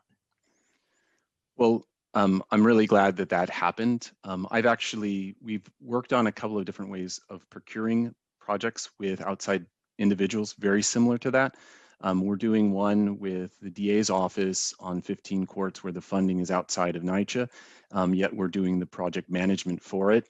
And it's been really rewarding. In addition to the residents getting these beautiful basketball courts, we've been doing a connected communities, which is something that I'm very proud of, that we're moving into stakeholder engagement. I've been on some of the calls. The design of the basketball courts have all been created by the residents in the buildings on all of these 15 courts. The colors have all been chosen, and it's really empowering to see all of these children who are part of that community making the choices. I would like a track to go around the outside of the basketball court. I'd like the colors to be green rather than blue. And they're the ones that are making the decisions on these. So we've done this. We did this also with Montefiore on a playground for adult fitness. And we're doing more and more of these. In addition to that, I want to get back to what you said about the residents being a part of this. This has been the quintessential thing that we've been doing recently. We created a standard procedure in which we have stakeholder engagement. And that's not just stakeholder engagement, that's across the board. So that's with the development staff to make sure that they know and understand the projects that we're doing. It's with the resident TAs, but also the residents, so that way they're helping us make the decisions on a lot of different projects that we're doing within the development.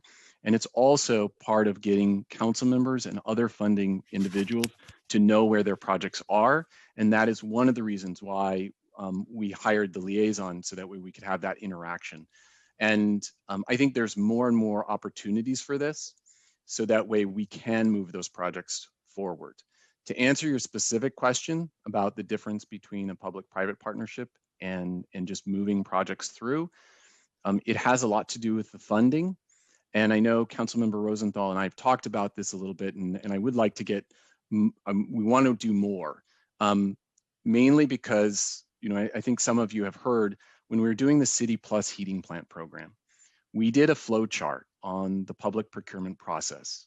And I lovingly refer to it as the unflowy flow chart. But we went in and we took a day here and a day here and a week here and a few days here. And we were able to get enough out of that to increase that heating plant program by 3 months in the procurement process. And so I know it's just a day and a day, but it means a lot in terms of these overall projects. And that's what we've been doing day in and day out on all of these projects, particularly, our entire portfolio, but now we're focusing on the council member funded projects as well as others to make sure that we can pull out each and every day to make sure that the projects get done quicker. And council member, to your specific question, this was private funding with different contracting, and I do think your idea merits us really looking at how we do this process and what we're able to do. When we have a public responsibility, obviously, when we're spending public funds, and there's procurement rules that come with those. But in the particular example of the court, this was really done sort of in a complementary way, using different sources of money. And I think that's why it could move so fast as opposed to running through a typical procurement process. I'm also interested in figuring out how we could, double down on that and take advantage of it in some way that would benefit the youth or others at those sites. But when you remove or step back from some of the procurement requirements, it does release the time. It speeds everything up.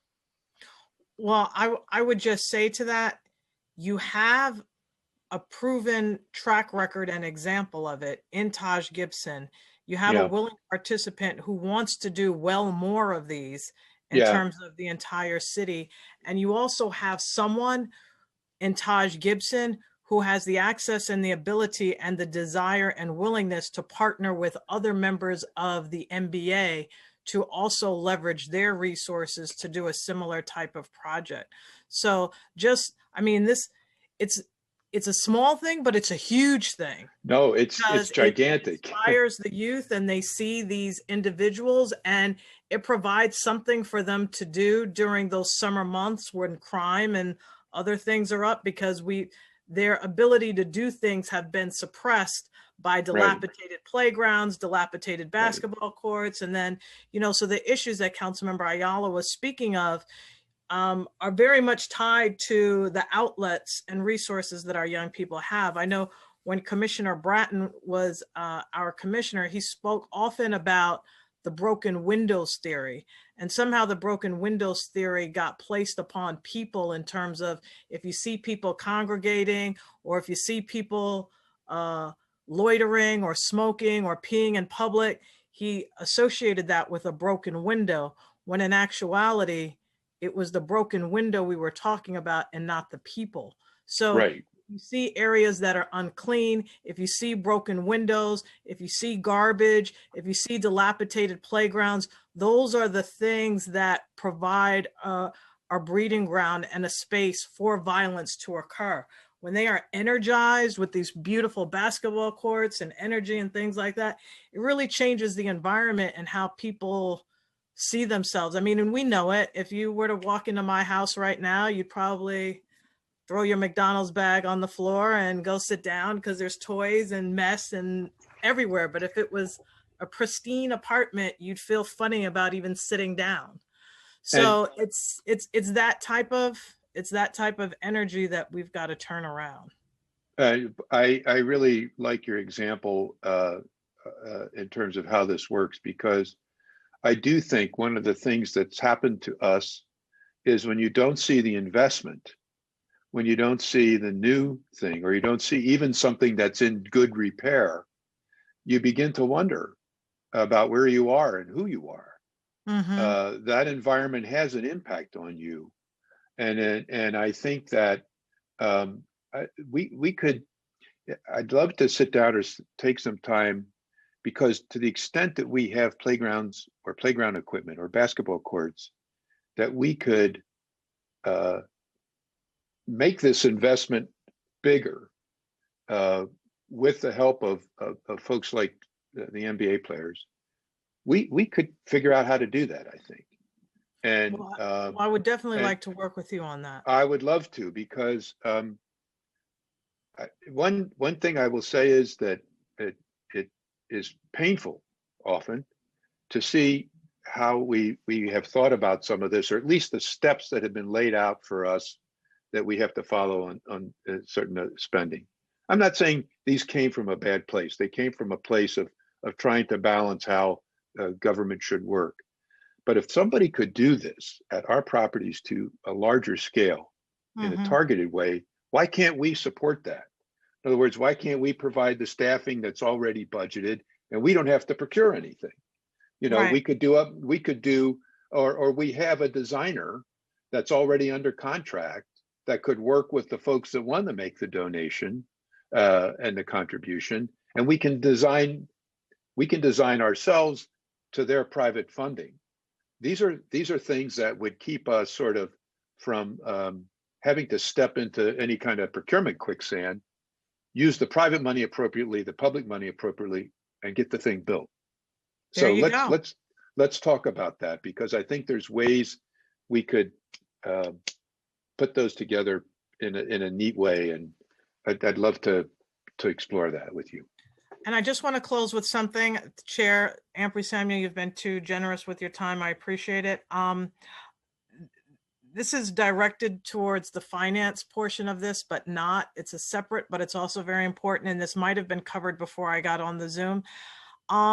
Has there been any communication on the federal, state, or city level in terms of coordinating efforts to get our homebound or shut-in or seniors or individuals that have disabilities the vaccine? Has there been a plan orchestrated or put in place to make sure that those that are homebound are getting the vaccine and have some sort of, I guess, visiting nurse program or some sort of thing? A large issue that many of my seniors have, which is so unfortunate, is that because many of our NYCHA residents are not do not have elevator capacity, and they've never been able to be moved to another apartment, some seniors just can't leave their homes. So has there been any plan or navigation or design to make sure that those that are homebound are getting the vaccine?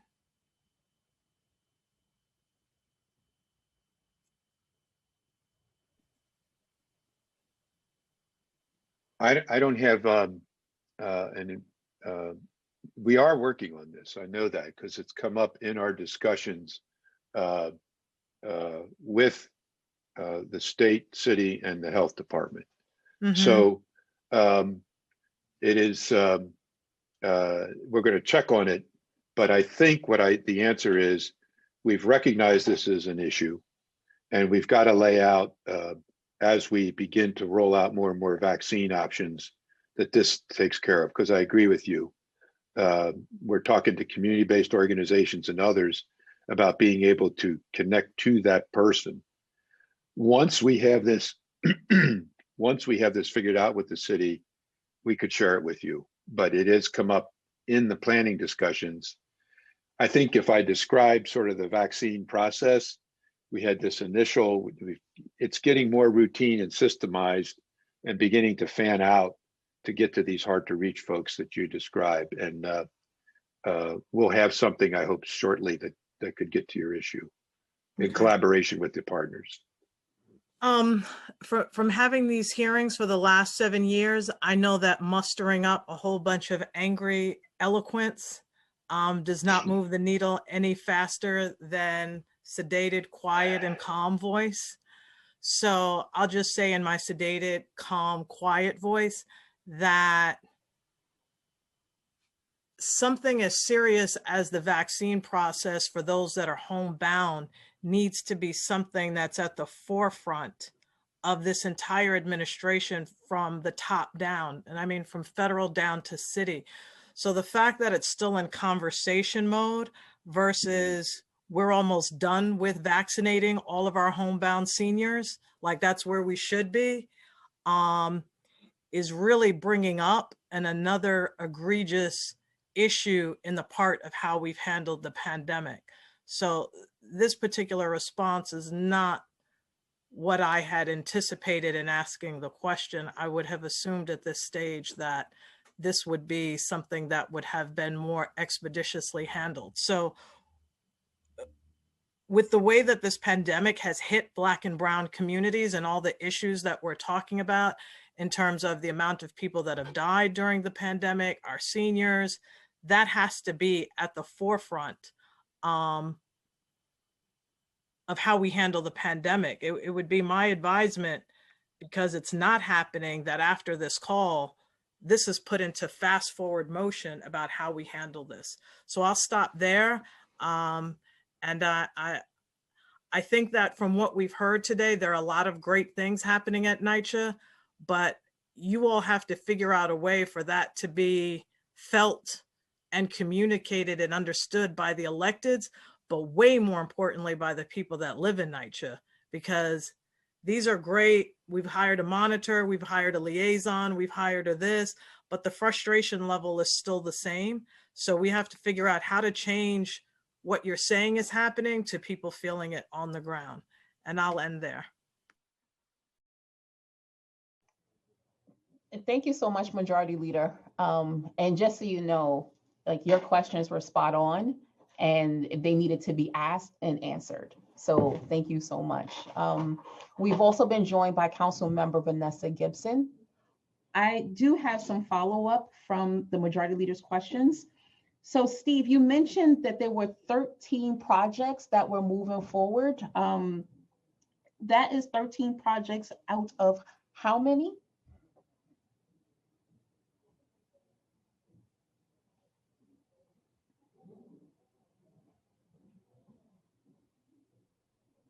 And the question I actually want to get on the record is, how many city-funded capital projects were halted across NYCHA's portfolio? And how long? And how is NYCHA prioritizing the city capital projects this fiscal year? So I just really want to know how you prioritize. Chair, just quickly, there were 212 that were placed on hold. Okay. And 157 are now active. The rest are either 31 have been completed, 13 have to be repurposed, and we have some that are on hold because they, for a variety of other reasons, but we could get you a breakdown against that 212. Okay, I do want to break down against 112, and is that city or is that all projects? No, I believe that is, if my staff correct me if I believe that is city projects. Correct. City projects. Okay, thanks, Steve. Okay. So those are the city, right on to the city discussion we've been having. Okay, and with the city, the 212, what's the total cost for those projects? That I do not have. I don't know if Steve has that or not, but we could provide that to you. Not cost, but the total funding that has been allocated for. Yeah, right. No, I don't have that on the sheet at the moment, but we could have that for you. Okay, and along those same lines, there's another follow-up. Well, you know what? I'll pause there for my colleague. Do you have another question? So I know you have to be off by 3. That's very kind of you, Chair Ampersand. Time starts now. Thank you. And this is really fast. You know, I did have one of those sit-down meetings with Steve. I'm not going to pronounce your last name right. Lovesey? Okay. And we had 2 actually, and they were not satisfactory meetings. But I'm going to just focus on one piece that I found questionable. There were 2 projects that I had put in the budget like in past years, that where the buildings are now under RAD-PAC. And so I was told, therefore, I can't fund these projects anymore because the RAD-PAC will just take over everything. You know, I don't know how to respond to that because like one of the projects is from, I think it's 2017, where I wanted to have cameras up in an open area, has a playground in it, seating area for elders. And the PSA had asked me many years ago to fund cameras, and I did. And now here's the moment of execution. And, you know, no wonder they all look at me funny. They think I never did it, and I never followed up with them, and I didn't care what they said to me, where it's completely the opposite. And just help me. What do I say to them? How is, it really didn't, you know, it doesn't make any of us look good. And crime continues without any cameras to help the PSA. Time expired. Thank you. Thank you very much, Councilmember Rosenthal. We work because of the funding issues associated to the city funds, but we work with the developers in order to get some of these projects to move forward under their portfolio. There's sometimes, depending on the construction time, if we can do it before the RAD deal is done.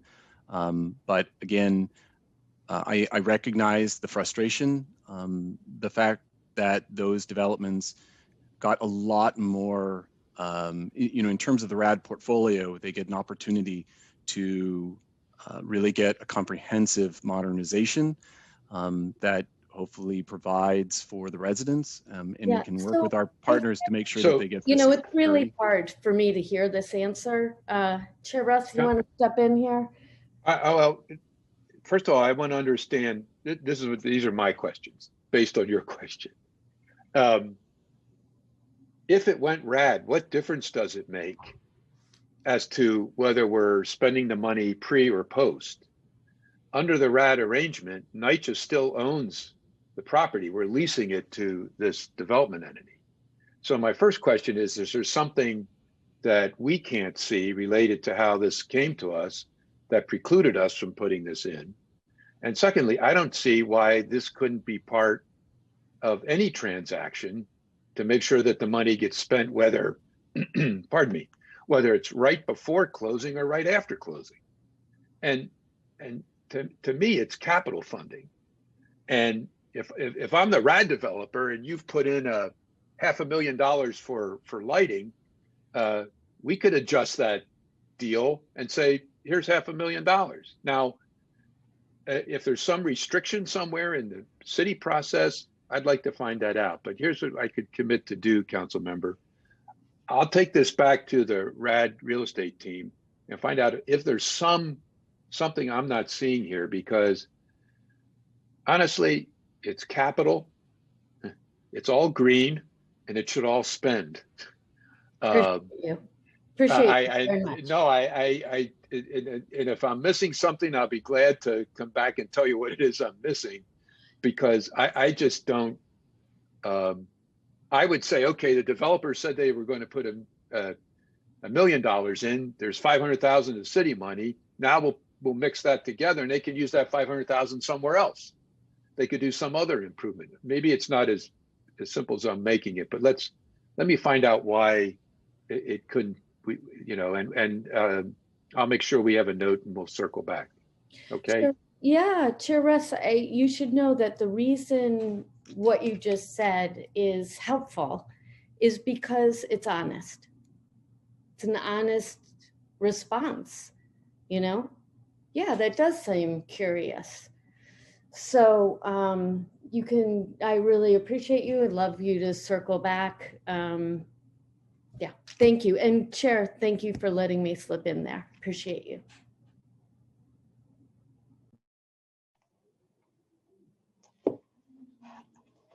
You're welcome. Okay, so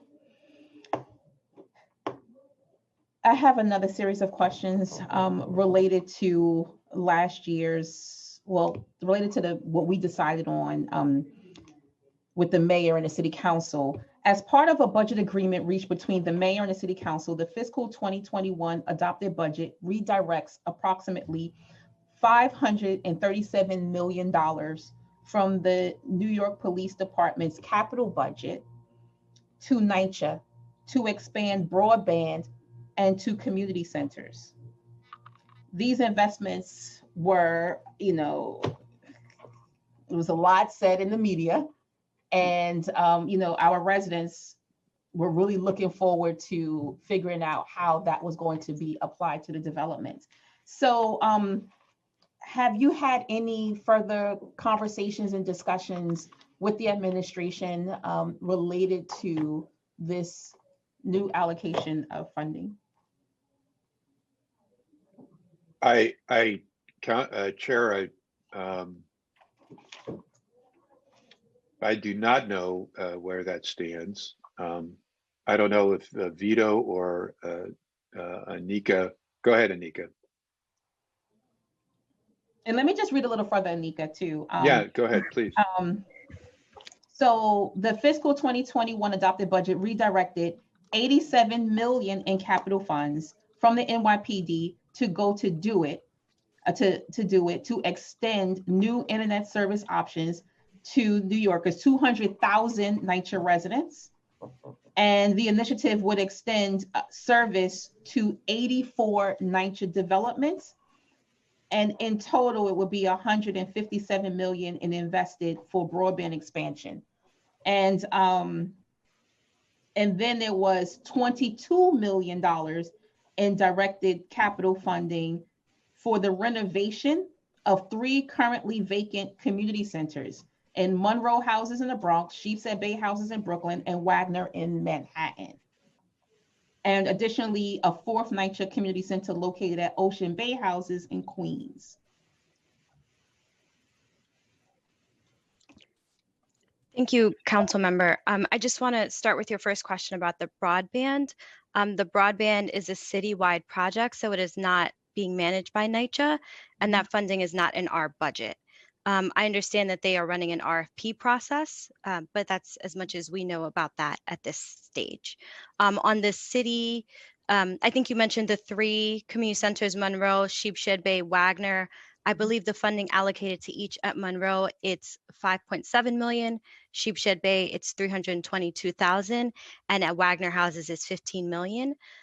So none of these projects are in construction yet, but they are in our pipeline of projects. Okay, and what about, I see here there was another $428 million, the remaining from the 537, directed to the Parks Department. Correct. That's the Parks Department, correct. That's not with NYCHA. Okay, but is it for? So my understanding is for that 428, it's to Roy Wilkins, and that's 92 million. I believe there's 87 million for additional scope and relocation, and there's a remaining 250 million that's uncommitted, is my understanding. Okay, but those funds are not with NYCHA. So going back to the broadband, although the funds are not with NYCHA, is do it. The fact that it says service to 84 NYCHA developments, it's kind of interesting that they would actually have listed here a number of developments and not have ongoing conversations and just a communication with NYCHA, because how would the city just come up with which developments should be, should receive this initiative if not having a conversation with NYCHA? So my understanding is that we've been having or have had in the past conversations with City Hall regarding the projects, but we can follow up and get you more specifics regards to where those projects are with NYCHA. Okay. And Majority Leader, I'm not sure if you just heard that question, but clearly if we're in the middle of these budget conversations and we're talking about shifting and reallocating funding from one agency to, in particular, we're talking about NYPD, and we were also just talking, Councilmember Ayala mentioned, like work that's being done with NYPD and safety and security and different things. this will be another year, and how do we not know, what's happening with the funding? So I just wanted to highlight that point. Okay. So going back to the RAD discussion, I know Councilmember Ayala opened up the discussion around RAD, but another major problem that NYCHA is pursuing in order to stabilize and improve physical conditions within the portfolio is the Rental Assistance Demonstration or Permanent Affordability Commitment Together, RAD PAC program. The program aims to convert the funding stream of an estimated 62,000 units of public housing from Section 9 to Section 8. To date, how many units have been converted under the program, across how many bundles and developments, and how much funding and resources have these conversions brought in to address the issues at NYCHA? So we're hitting around 9,500 units converted with this program. And we were also, I think, approaching about $1.8 billion in investment through this program. And that's, there's additional closings that are scheduled this year.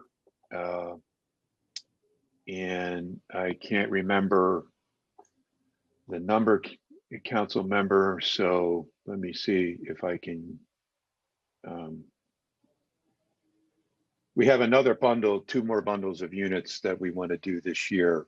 And I think, let me get you specific, because I don't want to misspeak on the number of properties, but it has the 9,500 and the 1.8 are what we've got so far, plus what's coming this year.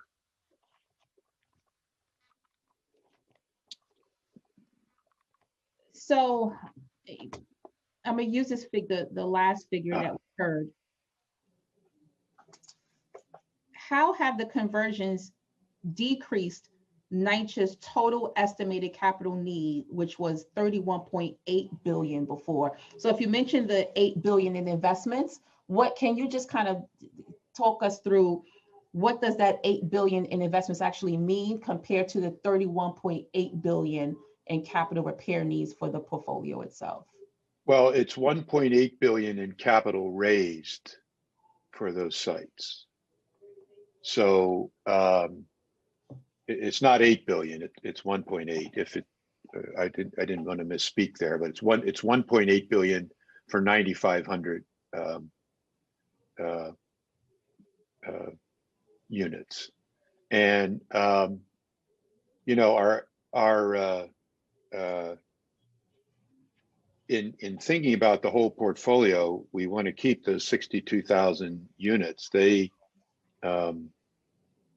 the blueprint covers around 25 billion. The 62,000 would cover the balance. We're looking to do about another 11,800 this year in 21.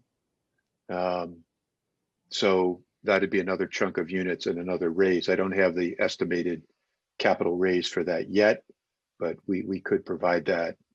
And that includes another 35 properties.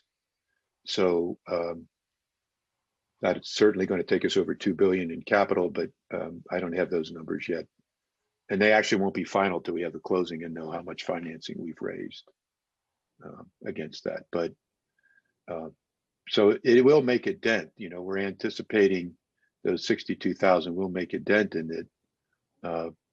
But that still leaves us with the 110 and the 25 that we need to raise there. Are there any COVID-related impacts to the pace of the conversions planned for this year? I think there have been. I think we've slowed down in part. I can't give you specifics as to which, but I think it has slowed us down. We actually had hoped to close one bundle last year. It didn't close and we moved it to this year. And I think a lot of that is around just dealing with the logistics of trying to do things during COVID. Okay. In the fiscal 2021 adopted budget last year, June, the City Council allocated $16.1 million in discretionary capital funding to NYCHA to fund the construction of 51 projects. In developments undergoing RAD conversions, should the City Council continue to provide funding for those projects?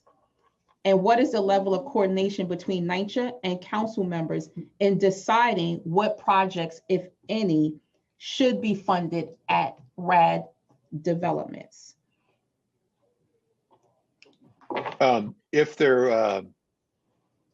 If you've identified what that project is for, I don't see why that can't be taken into the planning, whether it's RAD or us.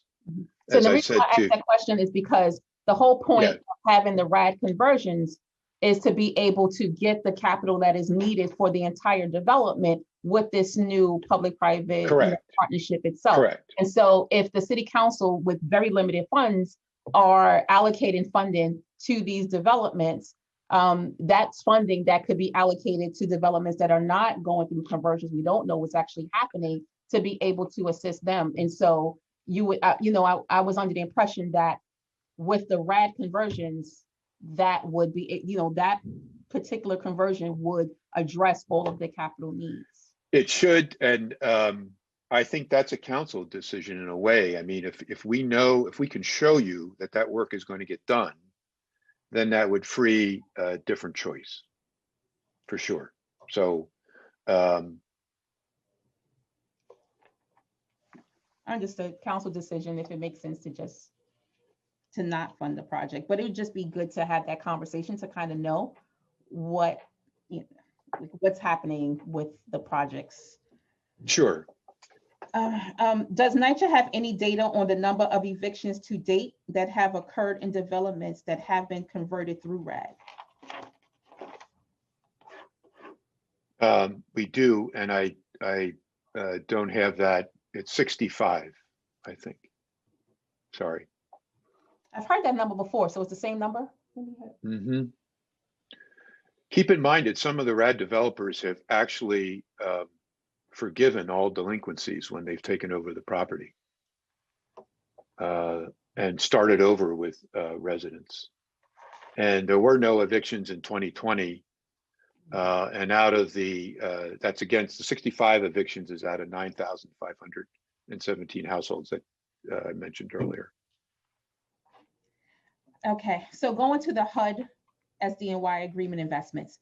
The 2021 adopted plan includes about $279 million to address the main pillars of the HUD administrative agreement, which requires NYCHA to remediate living conditions in relation to lead paint hazards, mold, pest infestations, inspections, heating, and elevators. Can NYCHA provide the total amount of dollars operating and capital spent on these pillar areas since the January 2019 administrative agreement was signed? Sure, I'm going to ask Anika if she could respond to that. Great, thank you for the question. As the chair mentioned in his testimony, from 2018 to 2021, we increased the departmental operating budgets in the pillar areas by $121 million. In terms of actual expenditures, from January 2019 to December 2020, we spent $433 million in operating funds and $318 million in capital funds across the pillar areas. How many additional staff positions, including temporary staff, and how much overtime was paid in 2020 to complete repairs and remediation work in relation to the pillars? Sure, that's another great question. So as of March 11, 2021, there are 3,528 full-time staff across the pillar departments and 99 staff as part of temporary resources for the pillar departments.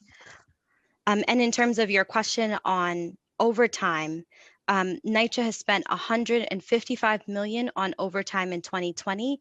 Unfortunately, our overtime codes are not specific to pillar areas, but I can tell you that $32 million of the overtime, or about 20%, was spent on caretakers, $17 million was spent on plumbers, $16 million on maintenance workers, $14 million on elevator mechanics, $12 million on painters, and $64 million across various other titles. Okay. what is the contract value of third-party vendors to complete repairs and remediation work in relation to the pillars? Sure. So the 2020 contract budget across the pillar areas is $138 million. $52 million is in the departmental budgets for the pillar areas, and $86 million is for heating and elevator repairs at the properties.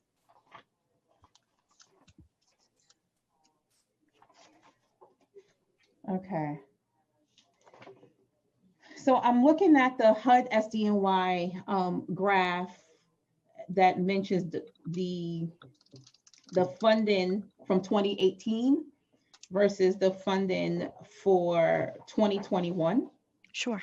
And just looking at lead, for 2018, it's 12 million. For 2021, there's an estimated 44 million. How do the total amount of investments in the pillar areas compare to the total capital need in each area? Because I'm looking at, what was spent in 2018, I'm looking at the investments for 2021, but what's the overall for each pillar area? Great. So are you talking in terms of operating capital or everything? This graph is in reference to everything. The graph that you actually provided us. Yes, so that graph is strictly the operating funds, but we do have the capital funds for you as well. Okay, so break down the operating and then break down the capital. Sure. So the graph that you have in front of you is for the operating expenditures in 2021, and that's specifically in our operating budget.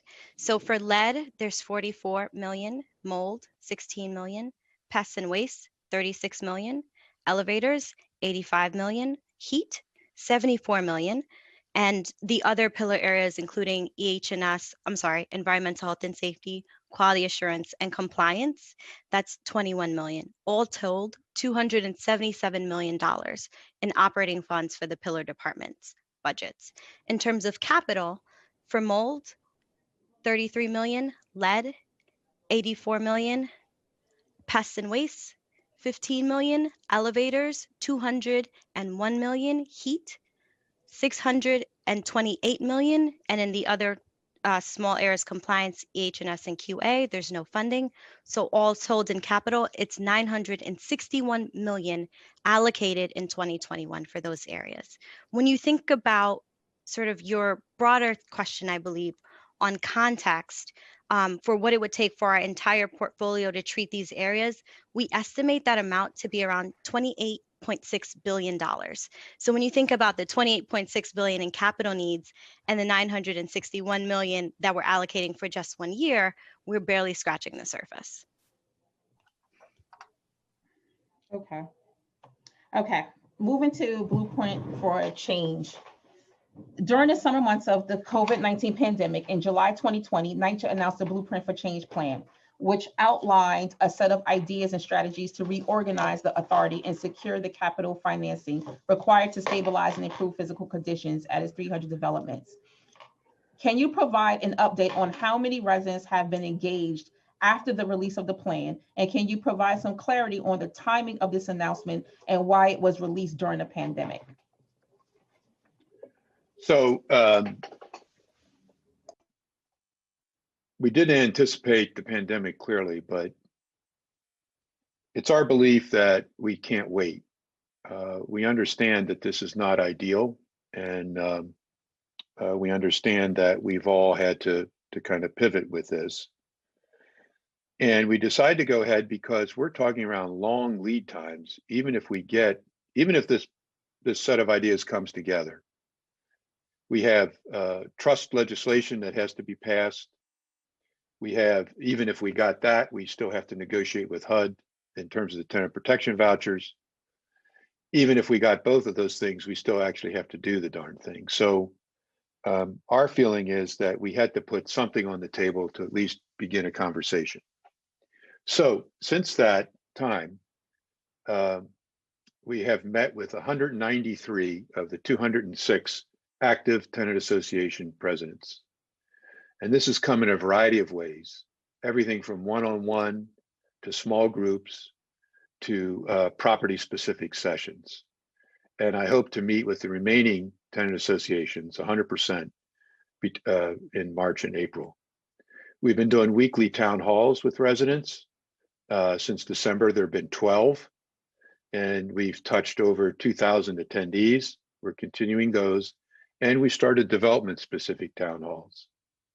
We have been meeting with the CCOP on a weekly basis, and part of those weekly meetings include a review of the blueprint, and particularly, we're going line by line through the proposed legislation, responding to their concerns on perhaps language and what that means. And we're also going to continue or ramp up our physical outreach, because we know a lot of people do not have access. We've done one rent insert, we're doing another, we're doing flyers, and we're going to be preparing a more detailed mailing to residents in the coming weeks. So this has been, since last year, a very strong effort to share the ideas and stress that this is a path that we've identified that we believe could raise the money. And from the feedback we're getting, everything from what does this part of the thing mean? What about my rights? How are you preserving these? We're beginning to hone in on changes to the legislative language I've already mentioned, and making sure that we secure the properties. One of the ideas of interest, there have been two that I thought I would share today. One of them is creating a family protections contract. We put that in the materials early on, but lately it's come up a number of times in the small development and the town halls, where a family that lives in a property that might go through the blueprint, we would execute a contract that restates the rights and protections, so forth. The other thing that's come up is, I don't know if I have a name for it, Chair, except like a resident technical advisor, somebody who would work with the families that might be involved with us in this transition, and provide a variety of advice, anything from working with our architects and engineers to come up with, say, a successful construction schedule or design, to providing technical advice on documents or validating things. So we actually had the resident group on Staten Island ask about that, and we said we'd be very open to that. So these conversations are yielding, I think, both the engagement level is intense, but it's also yielding some ideas that we believe we can incorporate into the program.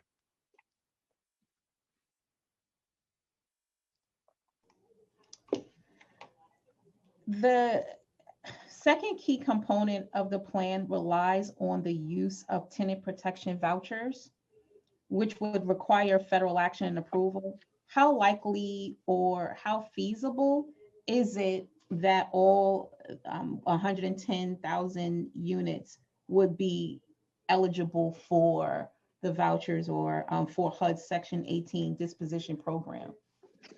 So in thinking about this, starting in last August, we began technical conversations with HUD in the prior administration. They've continued in this administration. And I think the easiest way to think about this is that we'd be bundling groups of properties for the blueprint. So we wouldn't be putting the demand for all 110 on the table at the same time. That we'd be sequencing these, and that we'd probably have groups of 10 to 12,000. And in the context of the federal appropriations, we think that's doable. That would mean that HUD and Congress would have to provide some additional vouchers each year, but they wouldn't have to provide the full 110 all at once, and we could spread that out over several fiscal years. That, we think, increases the likelihood that we could get them. I will say HUD has, at the technical level, this is, the new secretary hasn't weighed in on any of this yet, but we have exchanged ideas on schedules, on numbers of vouchers, on the demand for vouchers. And I think what I'm hopeful for is with the new administration, that actually translates into an appropriations request. But I don't have any indication yet, but they have had really interesting conversation with them on how long this would take and how we would schedule those vouchers out. So, again, when I opened up with my statement, I mentioned, the conversations that I've had with Senator Chuck Schumer, our majority leader in the U.S. Senate. And, he mentioned the fact that this second round would be infrastructure funding for public housing authorities. And that, again, NYCHA would receive a considerable amount. So if NYCHA is to receive a considerable amount, let's say 30 billion in funding from the federal government in the second round, would there still be a need to have this conversation of converting 110,000 units to Section 8? So I think the capital would be great, but we have a couple things to think about. First is the numbers that are being used are based on HUD's physical needs assessment. And there are certain components that are not counted in the physical needs assessment. For example, I can replace a door, but I can't create a new entryway. So one is simply fix as is, one is actually making the building a much better place. So a lot's going to depend on if we get the capital and the infrastructure, how much it is and what they're basing that number on. And we actually are in conversations, about that kind of thing. The second thing is, the one thing about the trust that we tried to include in with HUD and federal and our electeds as well about these numbers. So that's, and there are two bills. I know that Congresswoman Velasquez's bill was introduced in the Senate, but there's a second bill from Congresswoman Waters, and the formulas are different.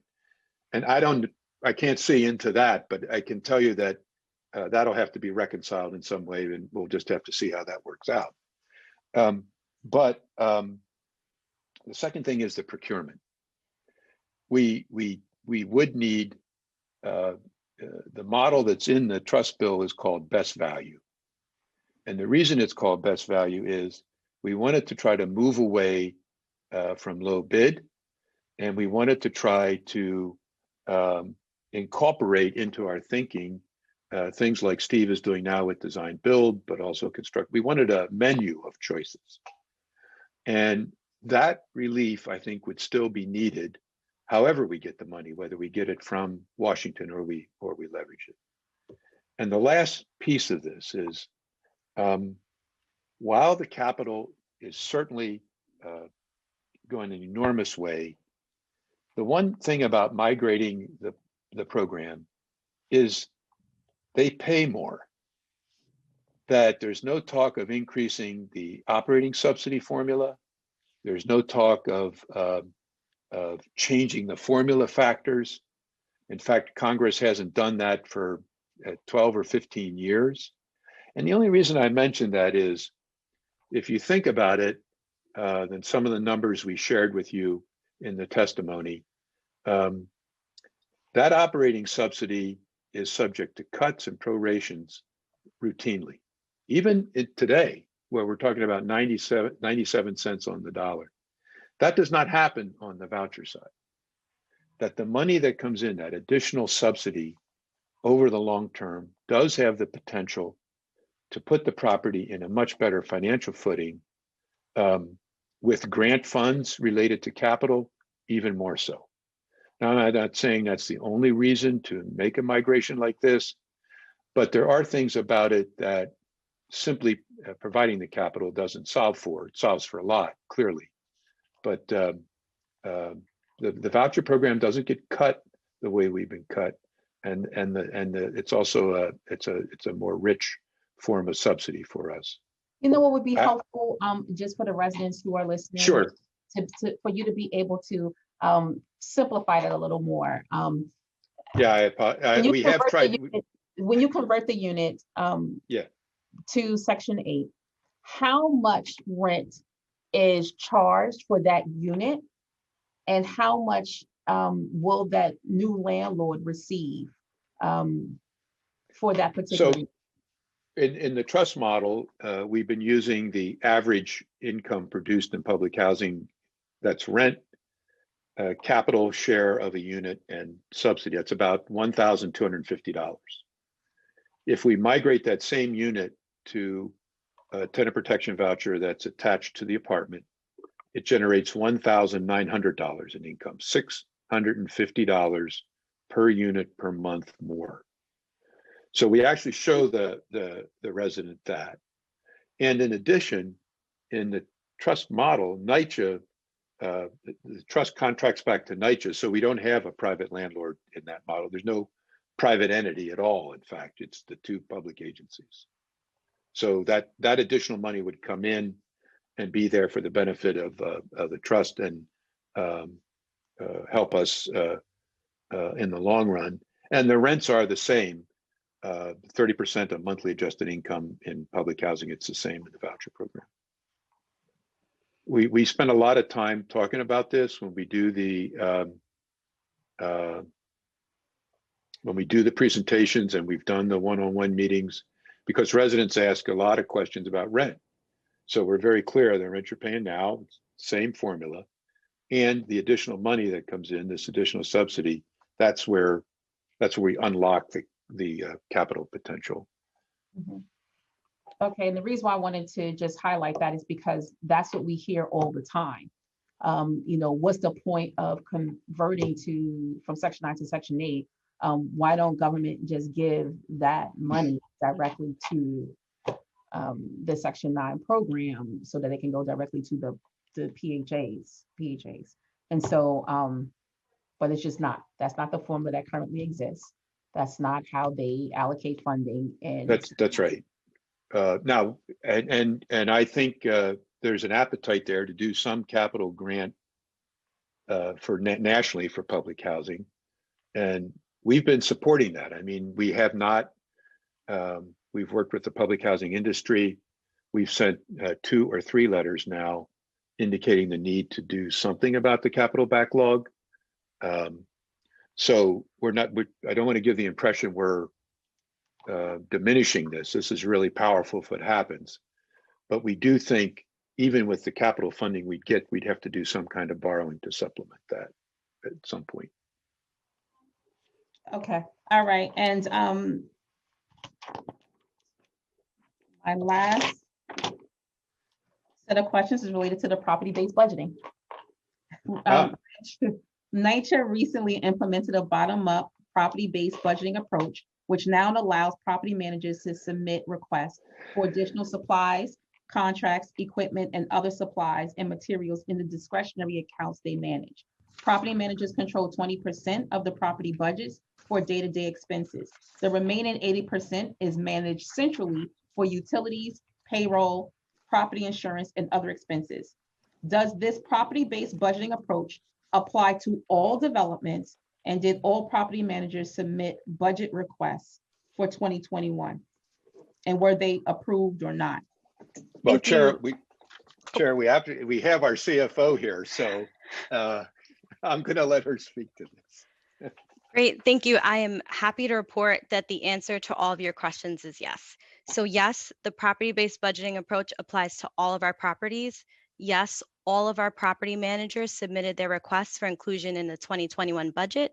And yes, all of the property managers' requests were approved, and they're included in the materials that you see in front of you. The work that we've done last year in terms of putting together the budget with the property managers is the first for NYCHA. So we started in September by training our property managers and their staff to think about how they spend their funds, the accounts that they control, and just basic budget concepts.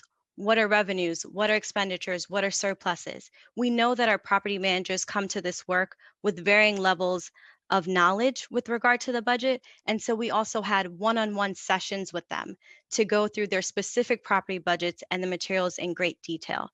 After that, each of the property managers submitted their requests. It went up through the chain and they were ultimately approved for inclusion in the budget. So that resulted in an additional $16 million in equipment, supplies, contracts, and other small contract and supply budgets for our property managers. And this 16 million is on top of all the money they already receive.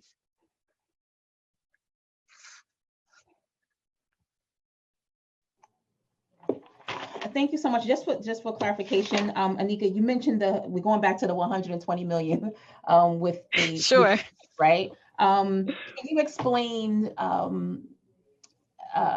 some residents pay utility bills, some residents pay electricity bills. Correct. So can you just kind of go over which developments actually have to pay for utilities, and because there was funding for NYCHA related to utilities, was there any funding made available for the residents that have to pay utilities?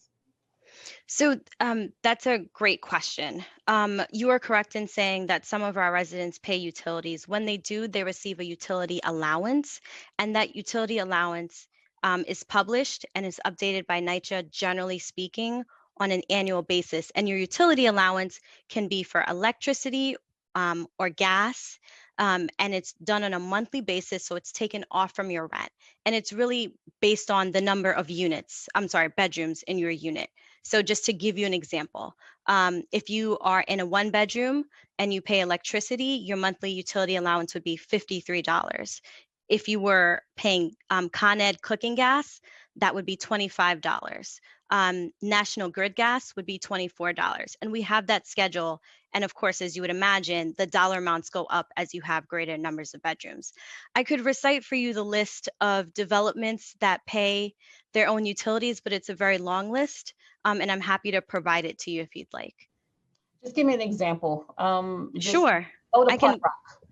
Rock. Sure. I can name a couple. Bed-Stuy, Rehab Phase 1, Belmont Center, Berry Street, Boynton Ave, Bushwick 2, Campos Plaza, Claremont, Crown Heights Rehab, East 165th Street. I have the list in alphabetical order, and I have entries all the way down to West Tremont groups. Using Crown Heights Rehab as an example, right? Sure. So what you're saying is the resident will receive a utility bill, right? And they're expected to pay that utility bill. However, the cost of that utility bill is taken out of their monthly rent payment. So so they're not really paying for the utility. They are, but it's more of a reimbursement, like a reimbursement in a sense. So yeah, yes and no. I don't want to mislead you. So I can't say for certain that, Jane Smith in Crown Heights, who gets a utility bill for her electricity for $60 in her 1-bedroom apartment, is going to receive $60 from NYCHA. She's going to receive the $53 electricity utility allowance as provided in the schedule for a 1-bedroom apartment. So it might not be one for one, and we can perhaps do some analysis to see where the charges might differ, but it's a little difficult because I don't have residents' utility bills to know the difference between the two. Mm-hmm. And the reason why I'm bringing it out is, because clearly, if NYCHA is being reimbursed, right, or if NYCHA is able to receive funding resources from the federal government because of COVID related to utilities, and then we know that residents are in their homes for an extended period of time now because it's COVID, was there an adjustment made to, what their monthly rent would be to reflect that particular, new, like a added increase because of COVID? So what I would say to that is NYCHA already, outside of COVID, our utility expenses, when we're talking about the formula, are included. So it's your project expense, everything that it takes for NYCHA to run the building. And that includes our expenses as an authority, utilities, and the like. So it's not something new, so to speak, or that is different from how HUD would normally do things. And for the residents that pay their own utilities, they already receive that utility allowance. And if you're a resident who is not paying your utilities and NYCHA pays them for you, there's no difference to you, if that makes sense.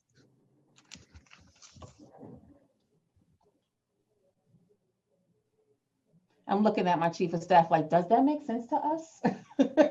So, okay, so let's like take a step back. If you're Jane Doe and you were in Crown Heights and you pay your utilities, you get your bill, NYCHA reimburses you based on the schedule. We have rules that we have to follow in terms of reasonable consumption by HUD. So we can't make it $100, even though we'd love to.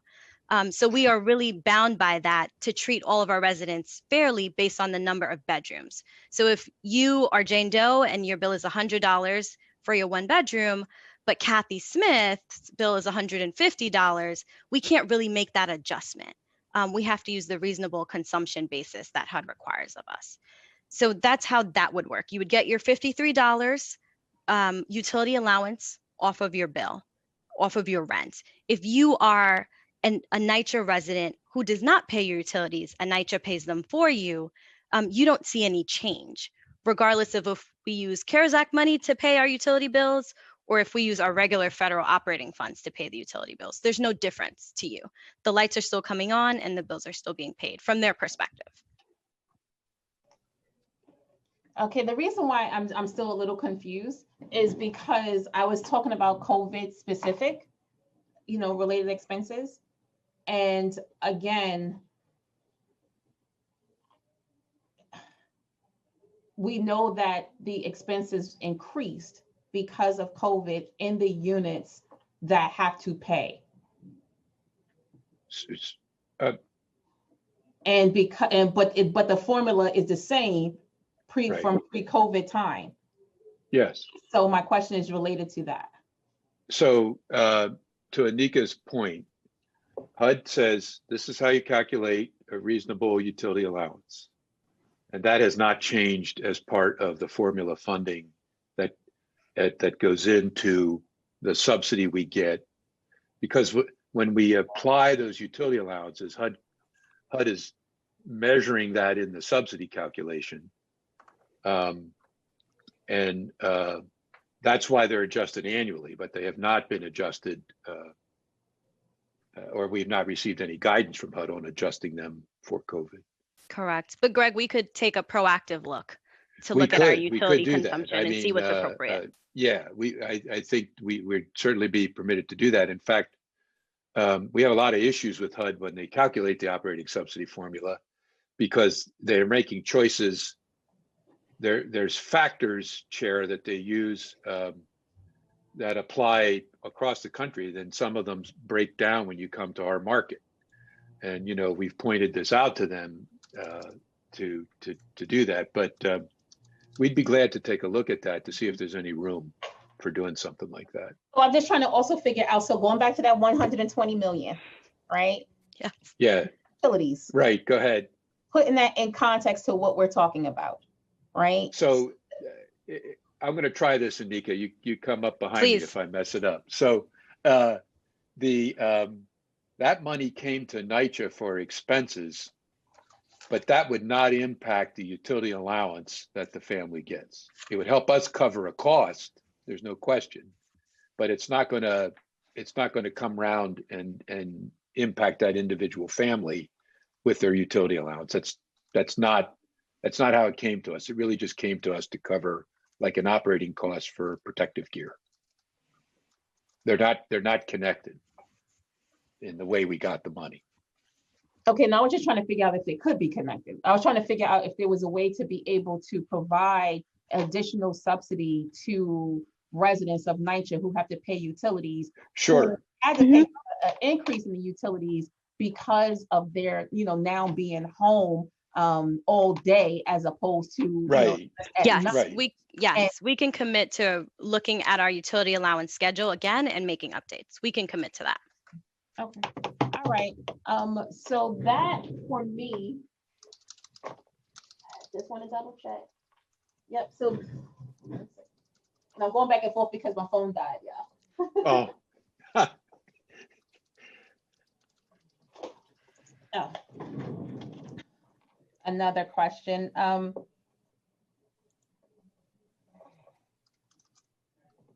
In regards to your work order backlog, how are you managing your work order repairs during COVID?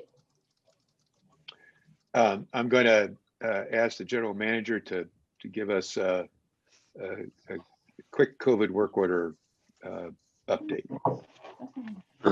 Sure.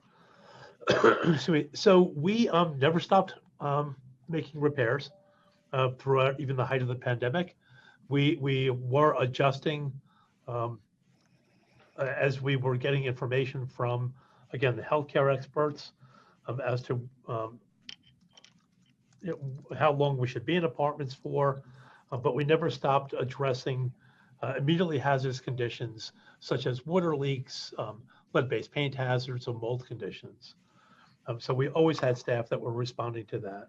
But we were mindful of the fact that both staff as well as residents have serious concerns and reservations about people working in their apartments. We have continued to monitor the guidelines that are being issued on a daily basis. We've adjusted our work order guidance accordingly. And we started to open up the types of work orders using severity codes as a guide.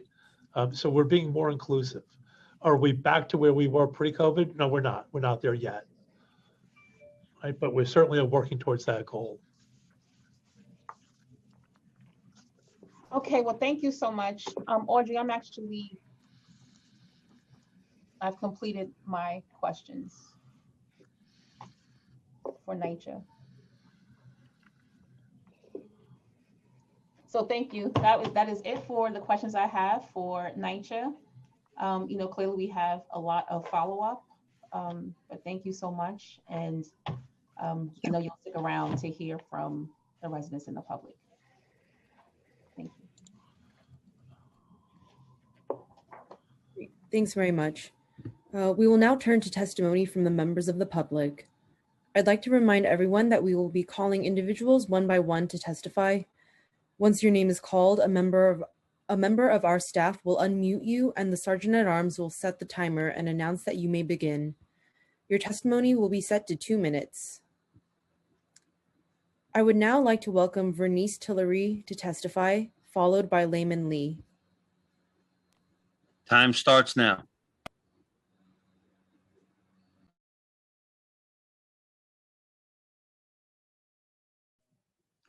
Good afternoon.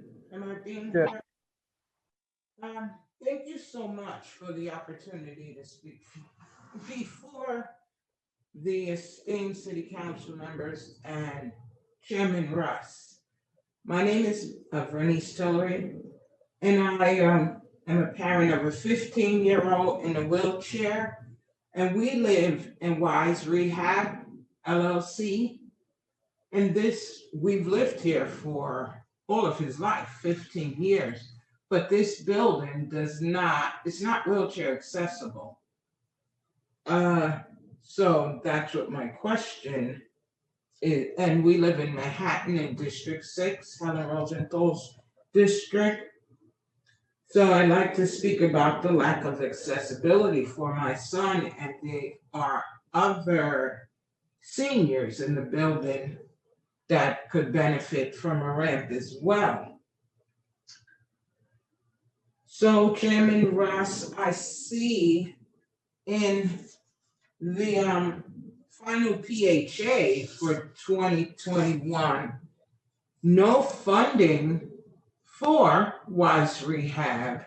And I've spoken on countless occasions to many managers, we've had a few in the last 4 or 5 years, about the need and the feasibility of a ramp to this building. I've even made attempts to get funding from the city council person, from the Manhattan Borough president, so that a ramp of some sort, temporary or permanent, could be added to this building. And I'd like to know if you could address this problem, because it affects our quality of life. It also affects himself in the world.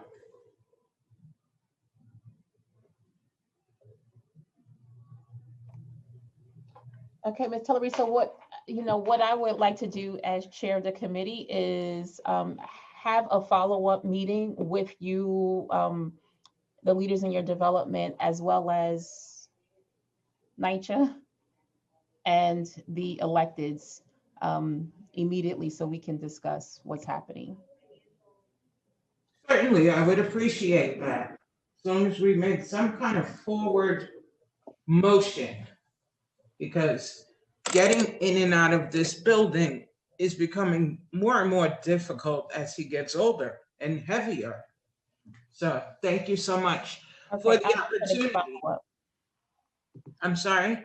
I'll make sure that my staff follow up with you and NYCHA and your elected officials. Thank you. Okay, and before we go to layman, I just want to point out that we have other NYCHA residents that are here. I know I see Lakeisha Taylor, I know I see Sandra Coleman, and so I wanted just to make sure that we are hearing from our residents first. I'm not sure of the order, Audrey, but I just wanted to highlight that. Yes, thanks very much, Chair. We will now hear from Sandra Coleman, followed by Lakeisha Taylor. Time starts now.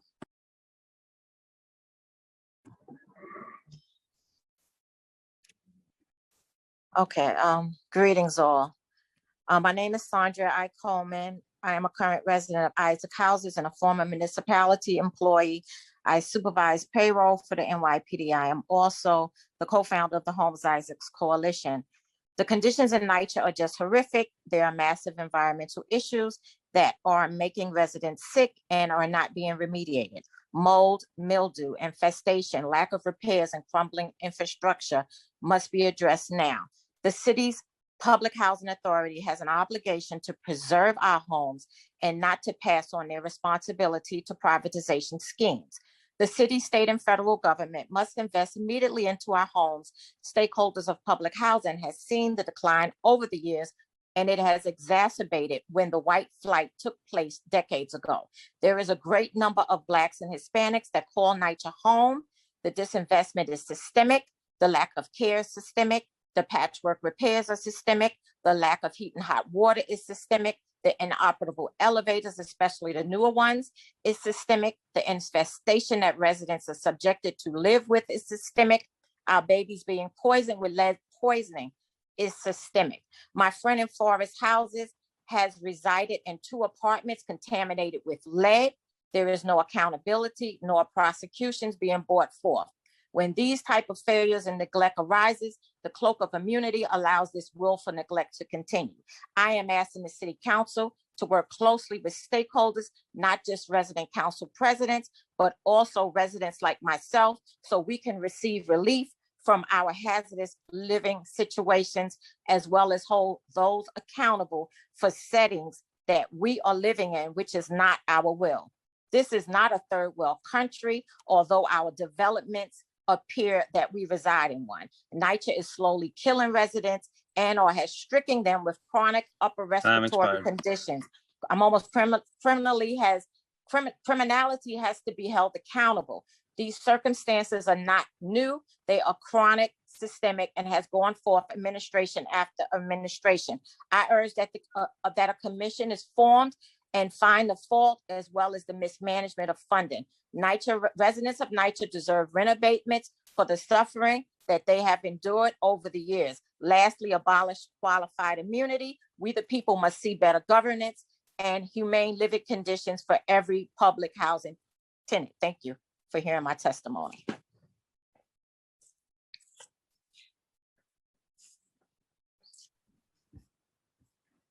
Thank you. We will now hear from Lakeisha Taylor, followed by Damian Samuels. Time starts now.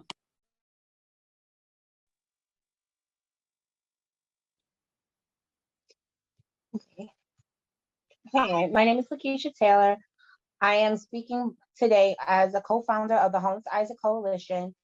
The HIC Coalition was found to combat the public housing crisis that has plagued all of NYCHA campuses and to fight for adequate funding and timely repairs for all of NYCHA residents. Thank you for listening to my testimony today.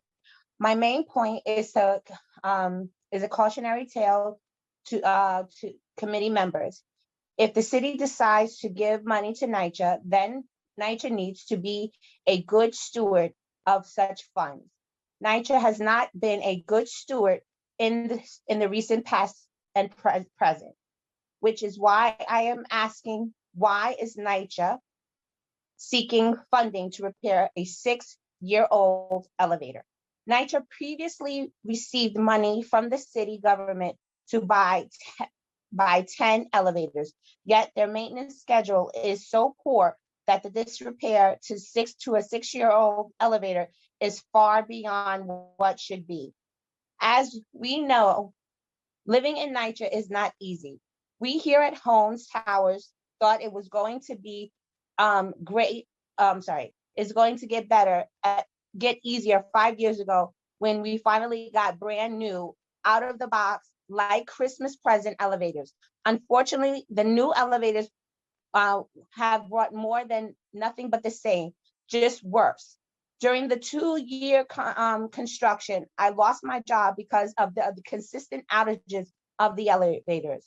I am also sharing my living experience because of the repeated elevator failures.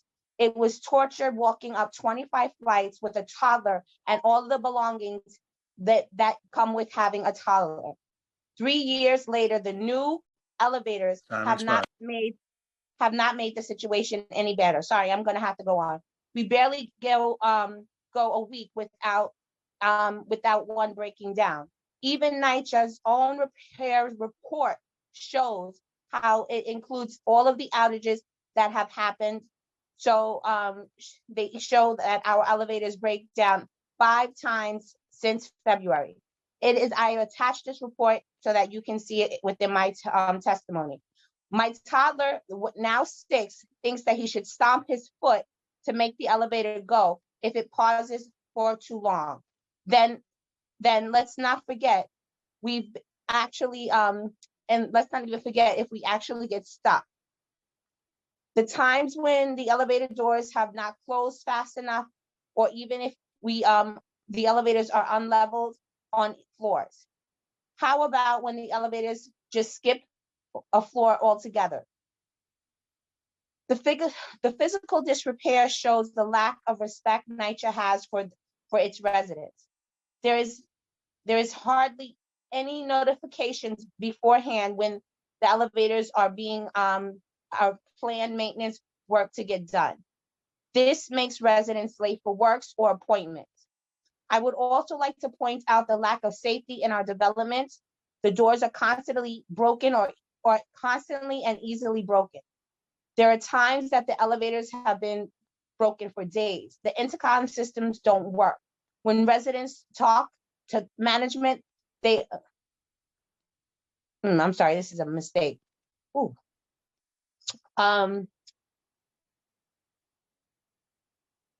They love to tell you that you are the only one that has called in. It is an excuse after excuse after excuse, much like what I've heard here with Mr. Rust. I'm sorry, I've been hearing the same thing for years, and it is unacceptable. With COVID, people are stuck in their homes, and now there are homeless people outside your doors, roaming the halls or sleeping in your stairwell. NYCHA is moving full steam ahead with this blueprint for change, blueprint for change world tour, but we can't get constant extermination plan to stop roaches or rat infestation, and this doesn't feel right.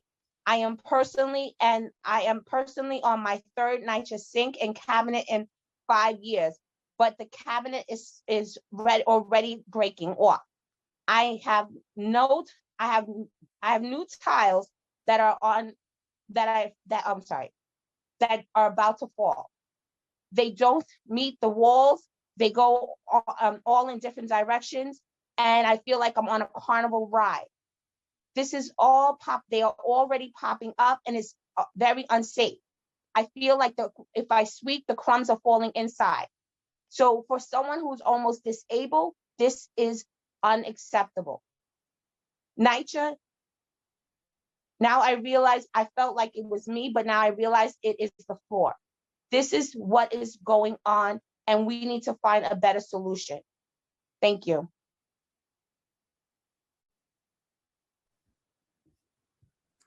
Thank you. Next, And, we will. one second, Audrey. I just want to, just for the record, Ms. Coleman's testimony was emailed, so we'll have that for the record. And Ms. Taylor, did you send us your testimony? I just want to make sure. I believe I did. Okay, okay, I just want to make sure. And I want to, okay, thank you. Just want to make sure that I have it. I have Ms. Coleman's, but I want to make sure I have yours too, Ms. Taylor. Okay. Thanks very much. Next, we will hear from Damian Samuels, followed by Layman Lee. Time starts now. Good afternoon. My name is Damian Samuels. I'm the Senior Director for Youth Services and Community Engagement at the Stanley Isaacs Neighborhood Center. I'm incredibly pleased that you are allowed me to follow up Sandrea and Lakeisha, who are the founders of the Homes Coalition, and we work very closely with. While we did not coordinate our presentations beforehand, I think that you will hear that we have identified very similar issues. Again, thank you to Chair Empress Samuel for your leadership in hosting this forum. I'm going to focus in my time on needs within the Isaacs houses, homes, towers, including repairs, communication strategies for residents, and representation and solicitation of community voice. To be blunt and short, there was that infamous article in the New York Post in 2018 that identified the Isaacs houses, homes, towers as one of the 13 worst public housing developments in the nation. As you know, in 2019, residents, including those just mentioned, took action via a suit to force NYCHA to begin to meet some of their responsibilities. And this is critically important. The mission of the Isaacs Center is to promote reliance and self-dignity. And it is really hard to have self-dignity and when you feel like you're not able to have a clean and safe home to come home to. The very basics that all of us would require of our landlord, but somehow NYCHA, again, is not being able to meet the mark. Our development, as you heard, there are busted elevators constantly, there are broken heat and water systems, there are rat infestations, and often the challenge of getting NYCHA staff to respond immediately is pretty arduous. And so one of the things that we are calling for today is the establishment of community liaisons. These would be NYCHA residents hired to help us to resolve some of these issues, to work with TAs. As we know, there are about 57 sites citywide. And so we believe a $5 million expenditure to provide for 2 community liaisons per site would go a long way in helping the residents have a voice. And my last point, as I know my time has expired, it is critically important that residents have a voice, particularly when we're rolling out the Blueprint for Change, when there are infill projects that are scheduled to come on. Now more than ever, our residents need a pipeline to communicate with NYCHA leaders who are making decisions that are going to so dramatically affect their life. So thank you very much for your time. I appreciate it.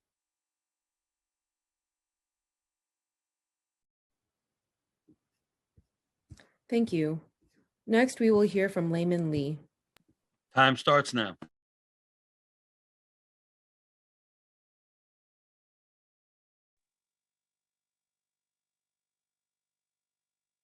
Layman, it appears you have no audio. Good afternoon, Chair Empress Samuel, esteemed council members, Majority Leader Combo, and residents of NYCHA. My name is Layman Lee, and I am the Acting Director of Neighborhood Safety Initiatives, a project of the Center for Court Innovation. We work to build resident power and address issues of safety and public housing in some of New York's most historically under-resourced neighborhoods. Funding for neighborhoods that under MAP, for which Neighborhood Safety Initiatives is a key implementation partner, is due to sunset in June 2022. We hope for the council to support the continuation of these services to the communities we serve in public housing. Last year, the global pandemic highlighted the stark racial inequities in our cities. It is worth noting that 14 out of 15 MAP developments are designated as being on the hardest hit neighborhoods list. Because NeighborhoodSat brings together residents living in public housing who are invested in their communities and are neighborhood connectors, the NeighborhoodSat resident teams were crucial in developing an emergency response and mutual aid relief that was launched within a month of the governor's announcement to pause. We launched a widely accessible needs assessment, a resident-led essential goods delivery service, a referral system connecting residents to agency and local supports, and a virtual community resiliency training series that was and continues to be available to all NYCHA residents. From April to June of 2020, the needs assessment allowed us to understand the needs of NYCHA residents through 11,400 unique surveys conducted across 17 developments across the city. Through mobilization of the neighborhood SAT resident teams and creating mutual aid networks, approximately 10,000 COVID relief packages included food, drinking water, PPE, personal hygiene products, and cleaning supplies and other essential goods were delivered to 7,000 households, or approximately 45,000 NYCHA residents in 3 months. In short, Neighborhood SAT and NS Neighborhood Safety Initiatives work with residents to support new approaches and create opportunities to realize ideas for community safety and well-being. The center asks the council to urge the administration to fully fund and baseline the Neighborhood SAT program within the mayor's action plan to ensure that this important program continues. We thank Time the expired. council for its continued partnership. Thank you very much. Thank you. This concludes the public testimony. If we have inadvertently missed anyone that has registered to testify today and has yet to be called, please use the Zoom raise hand function now and you will be called to testify now. Seeing no hands raised, I will now turn it back over to Chair Ampry Samuel for closing remarks.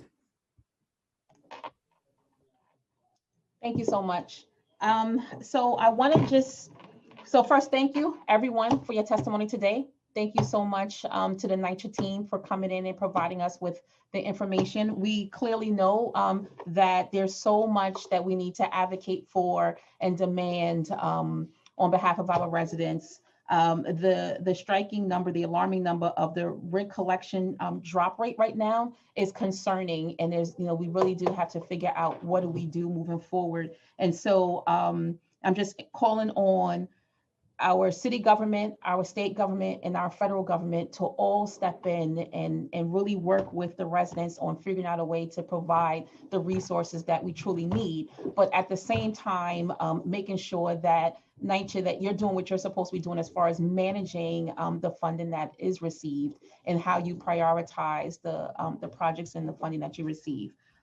With that being said, I also want to remind everyone that I want to follow up with Miss Tillery from Wise Tower after this. And I also want to just briefly recognize, I did receive text messages from other resident leaders. Lafayette Gardens sent me a notice during our hearing that I was not able to see, but Lafayette Gardens is questioning the $250,000 that was received for safety renovations and to the playgrounds that NYCHA was not able to claim the funds. And there's a question about whether that funding is still available. So I want to have follow-up from Lafayette Gardens related to that comment. Also from Ingersoll. Ingersoll has been without a property manager for the past month, since February 20th.